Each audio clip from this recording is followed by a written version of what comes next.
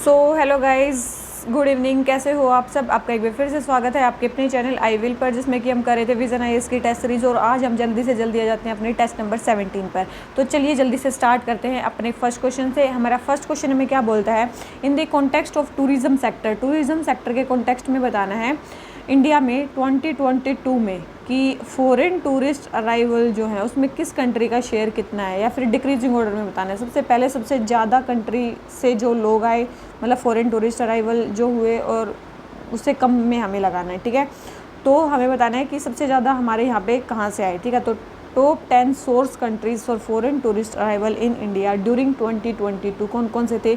सबसे पहले थे हमारा यूएस, उसके बाद था बांग्लादेश, तीसरा था हमारा यूके, देन था हमारा ऑस्ट्रेलिया, फिर था हमारा कनाडा, ठीक है, उसके बाद था हमारा श्रीलंका, और उसके बाद था हमारा नेपाल। तो ये जो हमारी सीक्वेंस लिख रखी है ना, अगर मतलब ये दो कंट्री नहीं भी दे रखे हैं तो और सारी जो कंट्रीज़ हैं वो हमारे सीक्वेंस में ही दे रखे हैं। ठीक है, तो श्रीलंका, उसके बाद था हमारा नेपाल। ठीक है, तो ये सीक्वेंस में ही दे रखी है। तो यूएस से बांग्लादेश, कनाडा, नेपाल, ये सारी सीक्वेंस में दे रखी है। तो हमारा आंसर क्या हो जाता है? ए। ठीक है, फॉरेन टूरिस्ट अराइवल के बारे में टॉप 10 कंट्रीज़ होगी। यूएसए से कितने परसेंटेज शेयर है? यूएसए का कितने परसेंट शेयर है? 22% शेयर है। कितना है? 22% शेयर है, अप्रोक्स 22%। बांग्लादेश का 20%, यूके का 9%, यूके का कितना है? 9%। फिर है हमारा ऑस्ट्रेलिया था, ऑस्ट्रेलिया का कितना परसेंट है? 5%। और कनाडा का कितना परसेंट है? 4%। और तो उससे कम ही कम होते जा रहे हैं। नेपाल का जैसे 2.19% है। ठीक है, तो ये ऐसे परसेंटेज हमारा फॉरेन टूरिस्ट अराइवल्स का। तो क्वेश्चन नंबर फर्स्ट आंसर हो जाता है ए। आ जाते हैं अपने क्वेश्चन नंबर सेकंड पर। हमें बताना है शिपिंग कैनाल्स के बारे में। शिपिंग कैनाल्स, तो सबसे पहले बोले this Suez Canal in Egypt has been constructed between Port Said in north and Port Suez in south linking the Mediterranean Sea and Red Sea. तो आप सभी को पता चल गया होगा, बिल्कुल सही लिख रखा है ये कि स्वेज कैनाल इसी तरीके से बनाई गई है। ठीक है, तो ये स्टेटमेंट क्या है? बिल्कुल सही है। सेकंड स्टेटमेंट हमारी क्या है? Panama Canal connects the Atlantic Ocean with the Pacific Ocean. तो ये भी आप सभी को पता है कि पनामा कैनाल बिल्कुल पनामा जो कंट्री है वहाँ से मतलब पास होती है, और पनामा कैनाल अटलांटिक ओशन को पैसिफिक ओशन से कनेक्ट करती है। तीसरी है Suez Canal is sea level canal which is more than double the length of Panama Canal. ये भी स्टेटमेंट हमारी बिल्कुल सही है कि ये हमारी सी लेवल कैनाल है, विदाउट लॉक्स है, और अबाउट 160 किलोमीटर की है। कितनी है ये हमारी स्वेज कैनाल? 160 किलोमीटर की है। जबकि जो हमारी जो पनामा कैनाल है वो कितने किलोमीटर की है? 72 किलोमीटर लॉन्ग है ओनली। ठीक है, तो पनामा कैनाल हमारी 72 किलोमीटर लॉन्ग है, और जो हमारी स्वेज कैनाल है वो 160 किलोमीटर लॉन्ग है, लगभग डबल। ठीक है, तो ध्यान रखना। तो क्वेश्चन नंबर सेकंड, तीनों ही स्टेटमेंट हमें सही दे रखी है। तो हमारा आंसर क्या हो जाता है? सी, क्योंकि हमसे पूछा था करेक्ट स्टेटमेंट कौन सी है। तो क्वेश्चन नंबर हमारा सेकंड आंसर हो जाता है सी। आ जाते हैं अपने नेक्स्ट क्वेश्चन पे। नेक्स्ट क्वेश्चन हमें क्या बोलता है? इंडियन पॉपुलेशन ट्रेंड के बारे में बताना है। सबसे पहले बोल रहे हैं India witness the highest decadal population growth rate from 1991 से 2001। बोल रहे हैं कि हाईएस्ट आज तक की जो डिकेडल ग्रोथ पॉपुलेशन ग्रोथ हुई है वो 1991 से 2001 के बीच में हुई है। तो ये स्टेटमेंट क्या हमारी सही है? तो आपको ये पता होना चाहिए कि ये स्टेटमेंट हमारी बिल्कुल क्या है? गलत है, क्योंकि हमारी जो मैक्सिमम डिकेडल पॉपुलेशन ग्रोथ हुई है ना, सबसे ज़्यादा जो हुई है वो 1961 से 71 के बीच में हुई है। 61 से 71 के बीच में सबसे ज़्यादा पॉपुलेशन ग्रोथ हुई है, और ग्रोथ परसेंटेज कितना था? 24.8%। हमेशा इससे कमी रही है, मतलब इससे जो पॉपुलेशन ग्रोथ रेट है वो हमेशा कमी रही है। तो ये स्टेटमेंट गलत है कि उस तब हुई थी, नहीं इसमें नहीं हुई थी। सेकंड बोले इंडिया की एब्सोल्यूट पॉपुलेशन डिक्रीज्ड बिटवीन 1911 से 21। तो आप सभी को पता है कि इंडिया की बोले कि एब्सोल्यूट पॉपुलेशन डिक्रीज हुई थी उस टाइम पे। तो एक चीज़ ध्यान रखना, पॉपुलेशन जो थी बिल्कुल एब्सोल्यूट पॉपुलेशन जो है वो डिक्रीज हुई थी, क्योंकि नेगेटिव ग्रोथ रेट था उस टाइम पे, -0.3 का परसेंटेज थी, मतलब नेगेटिव जो था ग्रोथ रेट था उसका। तो ये स्टेटमेंट बिल्कुल सही है कि इंडिया की जो एब्सोल्यूट पॉपुलेशन थी वो डिक्रीज हुई थी उस टाइम पे। थर्ड बोले इंडिया की पॉपुलेशन 1 बिलियन क्रॉस की 1981 में। तो ध्यान रखना, इंडिया की जो पॉपुलेशन है वो 1 बिलियन का मार्क जो कंप्लीट कराना वो करा 2000 में। कब किया? 2000 में। तो बहुत इंपॉर्टेंट है, ध्यान रखना। 10 मई 2000 का टाइम था जब इंडिया की जो पॉपुलेशन है वो 1 बिलियन क्रॉस कर गई थी। तो ये स्टेटमेंट भी गलत है। तो हमें बतानी है करेक्ट स्टेटमेंट। तो करेक्ट इन सारों में से केवल एक स्टेटमेंट करेक्ट है और सारी हमारी रॉन्ग है। तो हमारा आंसर क्या हो जाता है ए। ठीक है, सिंपल सा था, ये सेंसस से पूछे गए हैं क्वेश्चंस, तो भाई जिसको सेंसस आता होगा वो कर लेगा, अदरवाइज आप नहीं कर पाओगे इस क्वेश्चन को। ठीक है, आ जाते हैं अपने नेक्स्ट क्वेश्चन पे। यूनेस्को क्रिएटिव सिटीज़ नेटवर्क, इसके बारे में बताना है। बोले कि only UNESCO member states are eligible to be included in UNESCO Creative City Network. बोले केवल यूनेस्को के जो मेंबर स्टेट्स हैं वही एलिजिबल हैं यूनेस्को की क्रिएटिव सिटीज़ नेटवर्क में इंक्लूड होने के लिए। और सेकंड बोले हैं कोझिकोड फर्स्ट इंडियन सिटी बनी है जिसको लिटरेचर, सिटी ऑफ लिटरेचर का एक टैग मिला है। ठीक है, सिटी ऑफ लिटरेचर का एक टैग मिला है। तो सबसे पहले बहुत इंपॉर्टेंट चीज़ क्या कि तो यूनेस्को के जो मेंबर स्टेट्स हैं वो तो इंक्लूड हो ही सकते हैं, वो तो एलिजिबल हैं, साथ में अदर जो एसोसिएट मेंबर्स हैं वो भी इंक्लूड हो सकते हैं इसके। तो ऐसा नहीं है कि केवल और केवल यूनेस्को के मेंबर ही एलिजिबल हैं इसमें जुड़ने के लिए, नहीं, ऐसा नहीं है। सेकंड बोले कोझिकोड फर्स्ट इंडियन सिटी जिसको सिटी ऑफ लिटरेचर टैग मिला, बिल्कुल ये पहली सिटी बनी है जिसको सिटी ऑफ लिटरेचर टैग मिला है। तो हमें बताने करेक्ट स्टेटमेंट, तो करेक्ट स्टेटमेंट दिख रही है, केवल एक स्टेटमेंट करेक्ट है और हमारी जो फर्स्ट स्टेटमेंट है वो रॉन्ग है। ठीक है, अभी यूनेस्को ने पब्लिश की थी नई लिस्ट जिसमें 55 क्रिएटिव सिटीज़ मतलब उन्होंने बताई थी वर्ल्ड सिटीज़ डे पे। ठीक है, क्रिएटिव सिटीज़ बताई थी कब, 55 कहाँ पे, वर्ल्ड क्रिएटिव सिटीज़ डे पे। ये डे कब मनाया जाता है, world cities day, sorry creative city नहीं, वर्ल्ड सिटीज़ डे कब मनाया जाता है, ये मनाया जाता है 31 अक्टूबर को। कब मनाया जाता है, 31 अक्टूबर को मनाया जाता है वर्ल्ड सिटीज़ डे। उस दिन 55 क्रिएटिव सिटीज़ को बोला था और जिसमें से 2 जो थी वो इंडियन सिटीज़ थी। एक तो हमने देख ली कोझिकोड जिसको लिटरेचर के लिए लिटरेचर का टैग दिया गया था, और एक थी हमारी ग्वालियर। एक बहुत इंपॉर्टेंट है, एक थी हमारी ग्वालियर और एक थी हमारी कोझिकोड। ध्यान रखना है इनको। ठीक है, ग्वालियर को और कोझिकोड को, जो ग्वालियर को ऐड किया गया ना वो म्यूज़िक में किया गया है। ठीक है, जो ग्वालियर को ऐड किया गया वो म्यूज़िक में किया गया है, और जो कोझिकोड को ऐड किया गया वो हमारे किस में ऐड किया गया है, इसमें ऐड किया गया है। ठीक है, तो लिटरेचर में ऐड किया गया।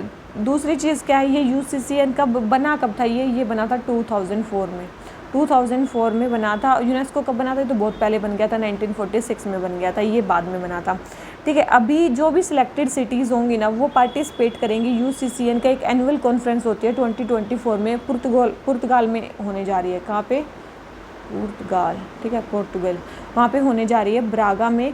तो वहाँ पे ये पार्टिसिपेट करेंगे किस थीम के अंडर, उनका एक थीम भी है, bringing youth to the table for the next decade. Bringing youth to the table for next decade. ठीक है, तो ये इनका थीम होने जा रहा है। ठीक है, ये इनका थीम होने जाना है। तो क्वेश्चन नंबर 4, ठीक है, सेकंड स्टेटमेंट करेक्ट है, फर्स्ट स्टेटमेंट रॉन्ग है, तो सेकंड करेक्ट है, तो हमारा आंसर हो जाता है बी। तो क्वेश्चन नंबर 4 आंसर हो जाता है बी। आ जाते हैं अपने नेक्स्ट क्वेश्चन पे। हमें बताना है GBS जो सिंड्रोम है उसके बारे में। सबसे पहले, it is a rare disorder in which a person's own immune system damages the nerve cells. तो ये स्टेटमेंट बिल्कुल सही है। ये एक रेयर डिसऑर्डर है जिसमें पर्सन का जो अपना इम्यून सिस्टम है वही नर्व सेल्स को डैमेज करता है। सेकेंड है, वैक्सीनेशन जो है can increase the risk of a person getting infected by GBS। बिल्कुल, जो वैक्सीनेशन है उससे ये बीमारी होने के चांस और ज़्यादा बढ़ जाते हैं। तीसरा, इसका कोई क्योर नहीं है। तो तीनों ही स्टेटमेंट हमारी इसके बारे में बिल्कुल सही है। ठीक है, करेक्ट स्टेटमेंट बतानी है, तीनों ही स्टेटमेंट इसके बारे में सही है। और इसमें क्या हो जाता है, जैसे कि अगर नर्व सेल्स डैमेज होती है तो उससे मसल वीकनेस हो जाती है और पैरालिसिस भी हो जाती है। समटाइम्स क्या होती है, एक तो muscle weakness and then paralysis. Okay, ठीक है, पहले मसल वीकनेस, पैरालिसिस भी हो सकती है। वैसे तो इसका कोई क्योर नहीं है, लेकिन 2 ट्रीटमेंट्स अवेलेबल हैं जो इसकी सीवियरिटी को कम कर देंगे। ठीक है, रिकवरी प्रोसेस को फास्ट कर देंगे और सीवियरिटी को कम कर सकते हैं। वो है, एक है प्लाज्मा एक्सचेंज, एक तो है प्लाज्मा एक्सचेंज और दूसरा है intravenous immunoglobulin therapy. Intravenous immunoglobulin therapy, ठीक है, ये है। तो ये 2 हैं जो सीवियरिटी को कम कर सकते हैं, बिल्कुल क्योर तो नहीं कर सकते। तो क्वेश्चन नंबर 5 हमारा आंसर हो जाता है सी। आ जाते हैं अपने नेक्स्ट क्वेश्चन पे। Which of the following places in India does not have a strategic petroleum reserve. कहाँ पे स्ट्रेटेजिक पेट्रोलियम रिजर्व नहीं है, काफ़ी ज़्यादा न्यूज़ में था, ये पता होना चाहिए आपको। कहाँ पे नहीं है तो पता होगा आपको, विशाखापट्टनम, मैंगलोर और पाडूर, ये तो फेमस प्लेसेस है जहाँ पे है हमारे स्ट्रेटेजिक पेट्रोलियम रिजर्व। कहाँ नहीं है? कांडला में हमारा स्ट्रेटेजिक पेट्रोलियम रिजर्व नहीं है। काफ़ी इंपॉर्टेंट चीज़ है ये, ठीक है। 3 जगह तो है, 3 जगह, और इनमें से भी सबसे ज़्यादा जो बड़ा है वो है पाडूर वाला, 2.5 मेट्रिक मिलियन टन का यहाँ पे स्टोरेज है। फिर है मतलब क्या नाम लेते हैं, फिर है हमारा मैंगलोर वाला जहाँ पे 1.5 मेट्रिक मिलियन टन का स्टोरेज है, और विशाखापट्टनम में 1.33 मेट्रिक मिलियन टन का स्टोरेज, ठीक है। यहाँ पे कितना कितना हम स्टोर कर सकते हैं वो चीज़ है, मतलब पेट्रोलियम रिजर्व्स को कितना स्टोर कर सकते हैं, ठीक है। इमरजेंसी, मतलब अगर इमरजेंसी हो जाए, अगर ग्लोबल क्रूड सप्लाई चेन रुक जाए, डिसरप्ट हो जाए, तो इमरजेंसी के लिए कितना मतलब स्टोर करके रखा वो है, ठीक है। ये 3 जो है ना, मतलब स्ट्रेटेजिक पेट्रोलियम रिजर्व, इन 3 से अप्रोक्स आपको 9.5 डेज़ की जो हमारी नेशनल डिमांड है ना, उससे वो कंप्लीट हो सकती है। कितनी? 9.5 डेज़ की जो डिमांड है वो कंप्लीट हो सकती है, ठीक है। ये चीज़ ध्यान रखना।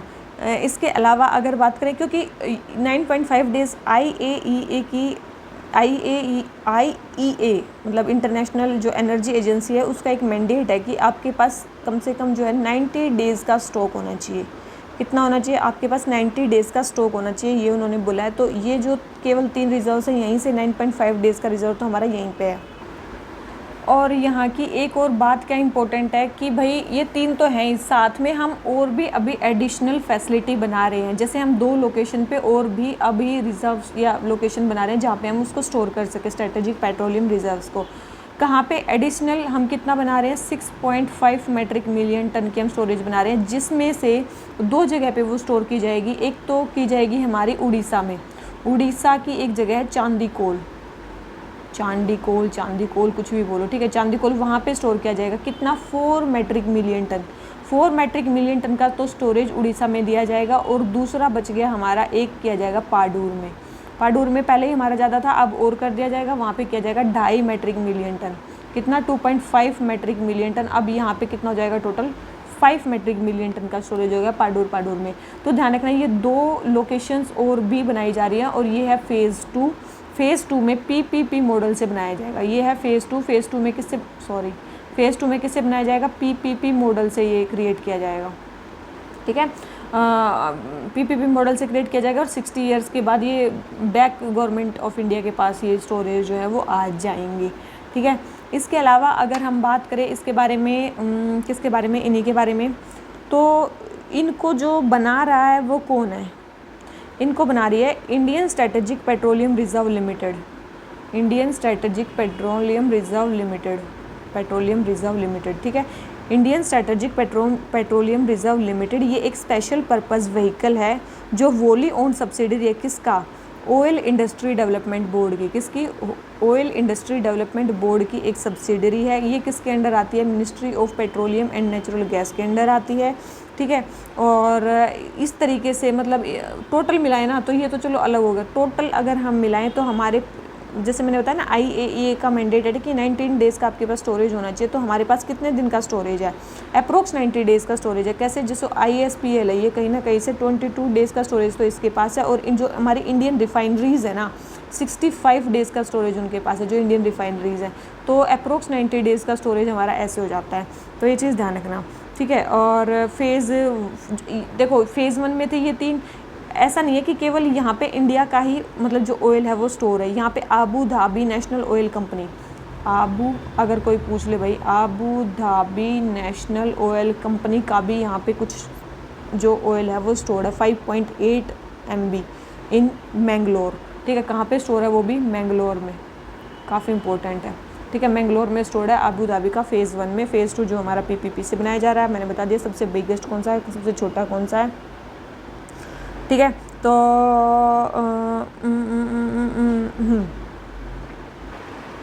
वैसे इनको भी क्या कर दिया? कमर्शलाइज़ कर दिया गया। आपको पता होगा ये भी कमर्शलाइज़ हो गए हैं जो बने हैं पहले। 30% तक जो है ये लीज़ या फिर रेंट पे इनको दिया जा सकता है। अगर इमरजेंसी सिचुएशन आ जाती है अगर इमरजेंसी सिचुएशन आ जाती है तो जो उनका कंट्रोल होगा वो गवर्नमेंट ऑफ इंडिया के पास आ जाएगा, और गवर्नमेंट ऑफ इंडिया जो है उसमें से 20% जो क्वांटिटी है उसको सेल या परचेज़ कर सकती है अपने हिसाब से। ठीक है, सारी क्वांटिटी को नहीं, ओनली 20% क्वांटिटी को अपने हिसाब से सेल एंड परचेज़ कर सकती है। सबसे ज़्यादा मतलब स्ट्रेटेजिक अगर पेट्रोलियम रिजर्व की बात करें तो वर्ल्ड में सबसे बिगेस्ट कौन है जो स्टोर करके रखा है? सबसे ज़्यादा है यूएसए के पास, देन है चाइना के पास, और उसके बाद है जापान के पास। ठीक है, स्ट्रेटेजिक पेट्रोलियम रिजर्व सबसे ज़्यादा यूएसए के पास है, फिर चाइना के पास है, फिर जापान के पास है। और इसके बारे में हम क्या बता सकते हैं, एक इंडियन एनर्जी वीक मनाया जाता है, या अगर पूछ भी लिया जाए तो इंडियन एनर्जी वीक, ये इंडियन एनर्जी वीक कब मनाया जाता है? फरवरी के मंथ में मनाया जाता है। कब मनाया जाता है? फेब मंथ में मनाया जाता है। जो इसका पहला एडिशन हुआ था वो हुआ था 2023 में। ठीक है, वो 2023 में जो इसका पहला एडिशन हुआ था ना इंडियन एनर्जी वीक का, वो हुआ था हमारे बेंगलुरु में हुआ था। लेकिन जो उसका दूसरा सेशन हुआ वो कहाँ पे हुआ है? गोवा में, गोवा के बिटुल में। तो ध्यान रखना भाई, एक तो इंडियन एनर्जी वीक का पहला सेशन कहाँ हुआ, दूसरा सेशन क्या हुआ। और इंटरनेशनल एनर्जी एजेंसी की मैं बात करी थी, इंडिया जो है ना वो क्या नाम लेते हैं, इंटरनेशनल एनर्जी एजेंसी का जो इंडिया है वो एसोसिएट मेंबर है। ठीक है, और 2017 में बना। और इंडिया जो जो एक रिपोर्ट निकालती है, मतलब रिपोर्ट निकालती है इंडिया एनर्जी आउटलुक रिपोर्ट 2021। ठीक है, इसने रिपोर्ट भी निकाली है, क्या? India energy outlook report 2021। ये रिपोर्ट याद रखना IEA की है। ठीक है, एक रिपोर्ट है हमारी वर्ल्ड ऑयल आउटलुक रिपोर्ट। कौन सी है? World oil outlook report. ये किसकी है? ये ओपेक कंट्रीज़ जो है ना वो रिपोर्ट निकालती हैं। तो वर्ल्ड ऑयल आउटलुक रिपोर्ट है ओपेक कंट्रीज़ की। और कौन सी रिपोर्ट बता दी मैंने अभी? India energy outlook report 2021। ये किसकी है? हमारी IAEA की। ध्यान रखना भाई, ये बहुत सारी चीज़ें, पता नहीं क्या क्या बता दिया मैंने, पूरा यहाँ पे क्या बना दिया। तो क्वेश्चन नंबर 6 हो जाता है हमारा कंप्लीट। आ जाते हैं क्वेश्चन नंबर 7 पे। According to International Migration Outlook 2023, which of the following countries saw the highest migration flows to the OECD's countries in 2021 and 2022? बोल रहे हैं कि इंटरनेशनल माइग्रेशन आउटलुक 2023 के हिसाब से कौन सी कंट्रीज़ ने हाईएस्ट माइग्रेशन फ्लो देखा है OECD कंट्रीज़ में इन 2021 एंड 2022। तो बताओ भाई सबसे ज़्यादा लोग कहाँ से गए हैं? तो याद रखना सबसे ज़्यादा OECD कंट्रीज़ में जो लोग गए हैं वो गए हैं इंडिया से। इंडिया ने चाइना को रिप्लेस कर दिया है कि जहाँ पे OECD कंट्री, पहले चाइना से सबसे ज़्यादा लोग जाते थे OECD कंट्रीज़ में, अब इंडिया ने उसको रिप्लेस कर दिया है। OECD क्या है? एक इंटर गवर्नमेंटल इकोनॉमिक ऑर्गेनाइजेशन है। क्या है ये? सबसे पहले तो इंटर गवर्नमेंटल है। ठीक है, एक तो इंटर गवर्नमेंटल है और एक इकोनॉमिक ऑर्गेनाइजेशन है। और मैक्सिमम इसमें जो कंट्रीज़ है ना वो हाई इनकम कंट्रीज़ है, रिच हैं, हाई इनकम कंट्रीज़ हैं, रिच कंट्रीज़ हैं इसमें मेनली, जिनका मतलब डेवलपमेंट इंडेक्स काफ़ी ज़्यादा आगे है। ये बॉडी कब बनी थी? OECD बनी थी 1961 में। 1961 में इसके हेडक्वार्टर कहाँ पे हैं? पेरिस में। कहाँ पे इसके हेडक्वार्टर? पेरिस, फ्रांस में इसके हेडक्वार्टर्स हैं। कितने मेंबर्स हैं इसके? 38 मेंबर्स हैं। इंडिया इसका मेंबर नहीं है, बहुत इंपॉर्टेंट बात है। क्या इंडिया इसका मेंबर है OECD मेंबर्स का? क्योंकि इंडिया तो इतना रिच है ही नहीं। ठीक है, तो OECD मेंबर्स का इंडिया मेंबर नहीं है। 38 मेंबर्स हैं। मोस्ट रिसेंट कंट्रीज़ जिन्होंने अभी मतलब ज्वाइन किया है वो कौन कौन सी हैं? जैसे कि एक तो है कोलंबिया, साउथ अमेरिकन कंट्री, एक है कोस्टा रिका, इन कंट्रीज़ ने ज्वाइन किया। इसने 2020 में ज्वाइन किया था, इसने 2021 में ज्वाइन किया है।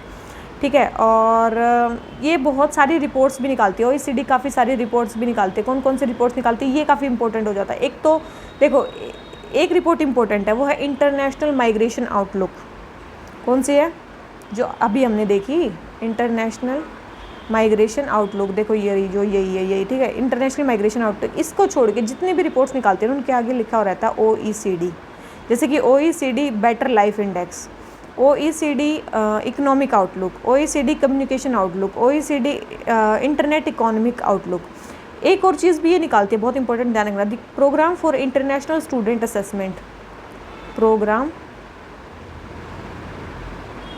फॉर इंटरनेशनल स्टूडेंट्स असेसमेंट, जिसमें इंटरनेशनली स्टूडेंट्स का असेसमेंट किया जाता है, पीसा जिसको बोलते हैं। ठीक है, programme for international student assessment. ये 15 साल के जो बच्चे हैं उनकी रीडिंग, मैथ और साइंस, इन तीन चीज़ों को कैलकुलेट करते हैं, इसमें मेज़र करते हैं। क्या? एक तो उनकी रीडिंग, एक उनका मैथ्स, एक उनकी साइंस, इन 3 चीज़ों को चेक किया जाता है इसमें, ठीक है। इन 3 चीज़ों को चेक किया जाता है और हर 3 साल में ये किया जाता है, एवरी 3 ईयर्स, ऐसा नहीं है हर साल किया जाता है, हर 3 साल में किया जाता है। तो याद रखना ये स्टूडेंट्स को मेजर कौन करता है, तो ये भी यही करती है। ध्यान रख लेना क्या है OECD, ये वो फलाना दिखाना। तो क्वेश्चन नंबर 7 आंसर हो जाता है ए। आ जाते हैं अपने नेक्स्ट क्वेश्चन पे। Recently increasing import of sweet crude was in news, in this context consider the following statement. Sweet crude के बारे में बताना है, चलो अभी देख लेते हैं। सबसे पहले है वाइल द सोर crude contains a high amount of sulfur, sweet crude oil contains less amount of sulfur। देखो बहुत इंपॉर्टेंट चीज़ है क्या, कि जो स्वीट क्रूड है ना सॉरी, ठीक है, तो पता होना चाहिए जो सोर क्रूड है ना उसमें सल्फ़र, देखो सोर खट्टा होता है, स्वीट मीठा होता है। मिठाई हमेशा ऐसे सोच सकते हो कि मिठाई हमेशा महंगी आती है, मतलब ये स्वीट जो क्रूड ऑयल है ये महंगा है, और जो सोर वाला है ये क्या है, थोड़ा सा सस्ता है। अगर ये चीप है तो इसमें क्या होंगी, इम्प्योरिटीज़ ज़्यादा होंगी। अगर ये चीप है तो इसमें इम्प्योरिटीज़ ज़्यादा होंगी, और जो सल्फ़र है ना एक टाइप की इम्प्योरिटीज़ ही है, ठीक है, ध्यान रखना। तो देखो वाइल सोर crude oil contains a high amount of sulphur, बिल्कुल देखो इसमें क्या होता है, हाई अमाउंट ऑफ सल्फर होता है, स्वीट में कम अमाउंट ऑफ सल्फर होता है, बिल्कुल सही स्टेटमेंट लिख रखी है। दूसरा सोर क्रूड आर यूजुअली चीपर, बिल्कुल ये चीप भी होते हैं। सोर crude is found in both apply, जो ये बेसिन होते हैं, एंड ऑस्ट्रेलिया, इन दोनों में पाया जाता है। तो एक चीज़ पता होनी चाहिए, यहाँ पे एप्लेचियन बेसिन जो है ये मतलब नॉर्थ अमेरिका में है, यहाँ पे स्वीट क्रूड पाया जाता है, ध्यान रखना। यहाँ पे कौन सा क्रूड पाया जाता है, स्वीट क्रूड पाया जाता है, ना कि सोर क्रूड। तो ये स्टेटमेंट गलत दे रखी है कि हमारा यहाँ पे जो है वो हमारा वो वाला क्रूड पाया जाता है, नहीं, वहाँ पे स्वीट क्रूड स्वीट क्रूड पाया जाता है। वेनेजुएला बहुत ही एक गरीब सी कंट्री है, वहाँ पे ये लीडिंग प्रोड्यूसर किसकी, सोर क्रूड की, बहुत इंपॉर्टेंट है, यहाँ पे सोर क्रूड पाया जाता है। तो ये गलत स्टेटमेंट है। तो फोर्थ गलत स्टेटमेंट है, गलत स्टेटमेंट है, फर्स्ट एंड सेकंड सही स्टेटमेंट है। तो हमें बतानी करेक्ट स्टेटमेंट। तो दिख रही है केवल 2 स्टेटमेंट करेक्ट हैं, 2 हमारी रॉन्ग है। रॉन्ग पूछी होती तब भी आंसर होता, सही पूछे तब भी सही आंसर है। तो क्वेश्चन नंबर 8 हमारा आंसर क्या हो जाता है, बी, सल्फर का पता चल गया। Sulphur it means impurities. अब जाते हैं सेल गैस के बारे में, ग्लोब में बतानी शेल गैस के बारे में। Vaca Muerta is a shale gas production site in Venezuela. China Sichuan project, ये अल्ट्रा डीप ड्रिलिंग प्रोजेक्ट है जो शेल गैस तक पहुंचना चाहते हैं। यूएसए में largest estimated shell gas reserves हैं वर्ल्ड के, ठीक है, वर्ल्ड के बताने हैं। तो एक चीज़ ध्यान रखना, जो वाका मुअर्ता है ना, ये याद रखना कहाँ की जगह है, ये अर्जेंटीना की जगह है, ना कि वेनेजुएला की, ठीक है। ये कहाँ की है, अर्जेंटीना की, काफ़ी इंपॉर्टेंट है, ठीक है। तो पहली स्टेटमेंट तो यही गई होगी। वाका मुअर्ता एक शेल गैस फॉर्मेशन है जो ठीक है, एक मिनट, तो पहला स्टेटमेंट गलत हो गया भाई, ये जगहों के ध्यान रखने लेना। ऑयल आजकल बहुत ज़्यादा न्यूज़ में है, ठीक है। फिर चाइना का सिंचुआन जो प्रोजेक्ट है वो अल्ट्रा डीप ड्रिलिंग प्रोजेक्ट है जो मेनली शेल गैस तक पहुंचना चाहते हैं, बिल्कुल पहुंचना चाहते हैं, चाइना का ही प्रोजेक्ट है। तीसरा है यूएसए के पास लार्जेस्ट एस्टिमेटेड शेल रिजर्व्स हैं वर्ल्ड में। तो याद रखना लार्जेस्ट एस्टिमेटेड जो रिसोर्सेज है वो है चाइना में। सबसे ज़्यादा एस्टिमेट्स कहाँ पे हैं, माना जाता है कि शेल गैस रिजर्व सबसे ज़्यादा चाइना में, तभी ड्रिलिंग प्रोजेक्ट उसने स्टार्ट किया है। उसके बाद है अर्जेंटीना में, उसके बाद है अल्जीरिया में, ठीक है, उसके बाद है यूएसए, कनाडा, इनमें, ठीक है, उसके बाद है यूएसए, कनाडा, इनमें। तो ये चीज़ ध्यान रखना कहाँ पे है कहाँ पे नहीं है। तो क्वेश्चन नंबर हमारा ये थर्ड स्टेटमेंट रॉन्ग हो जाती है, सेकंड स्टेटमेंट करेक्ट है, फर्स्ट स्टेटमेंट भी रॉन्ग है। तो हमें पता नहीं करेक्ट स्टेटमेंट, तो केवल सेकंड वाली स्टेटमेंट करेक्ट है, तो हमारा आंसर क्या हो जाता है बी, ठीक है। सिंपल सा था क्वेश्चन नंबर 9, आंसर आ गए बी। आ जाते हैं क्वेश्चन नंबर 10 पे। कोमोडिटी मार्केट आउटलुक रिपोर्ट के बारे में बताना। भाई ये किस, अभी रिपोर्ट्स आपको पता ही होनी चाहिए किसने निकाली है किसने नहीं निकाली है। ये क्वार्टरली मतलब निकाली जाती है। ये कौन निकालता है, इसको निकालता है वर्ल्ड बैंक, ठीक है। तो कोमोडिटी मार्केट आउटलुक रिपोर्ट कौन निकालता है, वर्ल्ड बैंक निकालता है। और किन किन मेजर जो कमोडिटी ग्रुप है उनके मतलब बेसिस पे निकाली जाती है, जैसे कि energy, metal, agriculture, precious metals and fertilisers, उनके बेसिस पे ही निकाली जाती है। तो क्वेश्चन नंबर 10 आंसर हो गया ए। आ जाते हैं नेक्स्ट क्वेश्चन पे। International Coral Reef Initiative, International Coral Reef Initiative के बारे में बताना है। It is informal partnership between nations and organisation that strives to preserve coral reefs. बोले कि एक इनफॉर्मल पार्टनरशिप है जो नेशंस और ऑर्गेनाइजेशंस की है जो कोरल रीफ्स को बचाना चाहते हैं, ठीक है। तो एक चीज़ बहुत इम्पोर्टेंट क्या एक मिनट। तो ये स्टेटमेंट बिल्कुल सही है कि एक इनफॉर्मल पार्टनरशिप तो है, ठीक है, इनफॉर्मल पार्टनरशिप तो है। दूसरी बोल रही है कि COP21 में पेरिस में ये लॉन्च हुई थी, बिल्कुल भी ये पेरिस में लॉन्च नहीं हुई थी, 1994 में। कब? 1994 में बारबाडोस में, 1994 में। कहाँ पे? बारबाडोस में। क्या हुआ था? एक वो हुआ था UN global conference on sustainable development of small island developing state, of small island developing state की एक UN हुई थी, UN ग्लोबल कॉन्फ्रेंस हुई थी सस्टेनेबल डेवलपमेंट के small island developing state Barbados में 1994 में। वहाँ पे ये as a joint initiative start किया गया था। तो ये गलत स्टेटमेंट है कि COP21 में स्टार्ट किया गया था, नहीं किया गया था। तो सेकंड स्टेटमेंट रॉन्ग है, फर्स्ट स्टेटमेंट करेक्ट है। हमें बताना third, India is the member of initiative, बिल्कुल इंडिया इसका इस इनिशिएटिव का मेंबर है इंडिया, ये स्टेटमेंट भी बिल्कुल सही है। 101 मेंबर हैं इसके और 101 हैं। जब ये बना था तो 8 कंट्रीज़ ने मिलकर मेनली इसको बनाया था। कौन कौन सी कंट्री थी मेन? जो जहाँ पे कोरल रीफ मेनली पाई जाती हैं, बड़ी बड़ी कंट्री, जैसे कि ऑस्ट्रेलिया हो गया, फ्रांस हो गया, जापान हो गया, जमाइका हो गया, उसके बाद फिलीपाइंस हो गया, ठीक है, स्वीडन हो गया, UK हो गया, ठीक है, USA हो गया। तो ये सारी कंट्रीज़ ने मिलके इसको बनाया था, 8 कंट्रीज़ ने मिलके, और इंडिया भी इसका मेंबर है। तो बहुत सारी कंट्रीज़ में ज्वाइन हो गई हैं। तो first and third statement is correct, second statement is wrong. Then we are asked what is the correct statement? Correct statement is only 2 statements are correct and 1 statement is wrong. So question number 11 is done. Now we will come at question number 12. Question number 12 क्या बोलता है? In terms of total fish production, arrange the following states in decreasing order. In states को हमें decreasing order में लगाना है, fish production के हिसाब से, ठीक है। In terms of total fish production, हमें states को कैसे लगाना है? In decreasing order।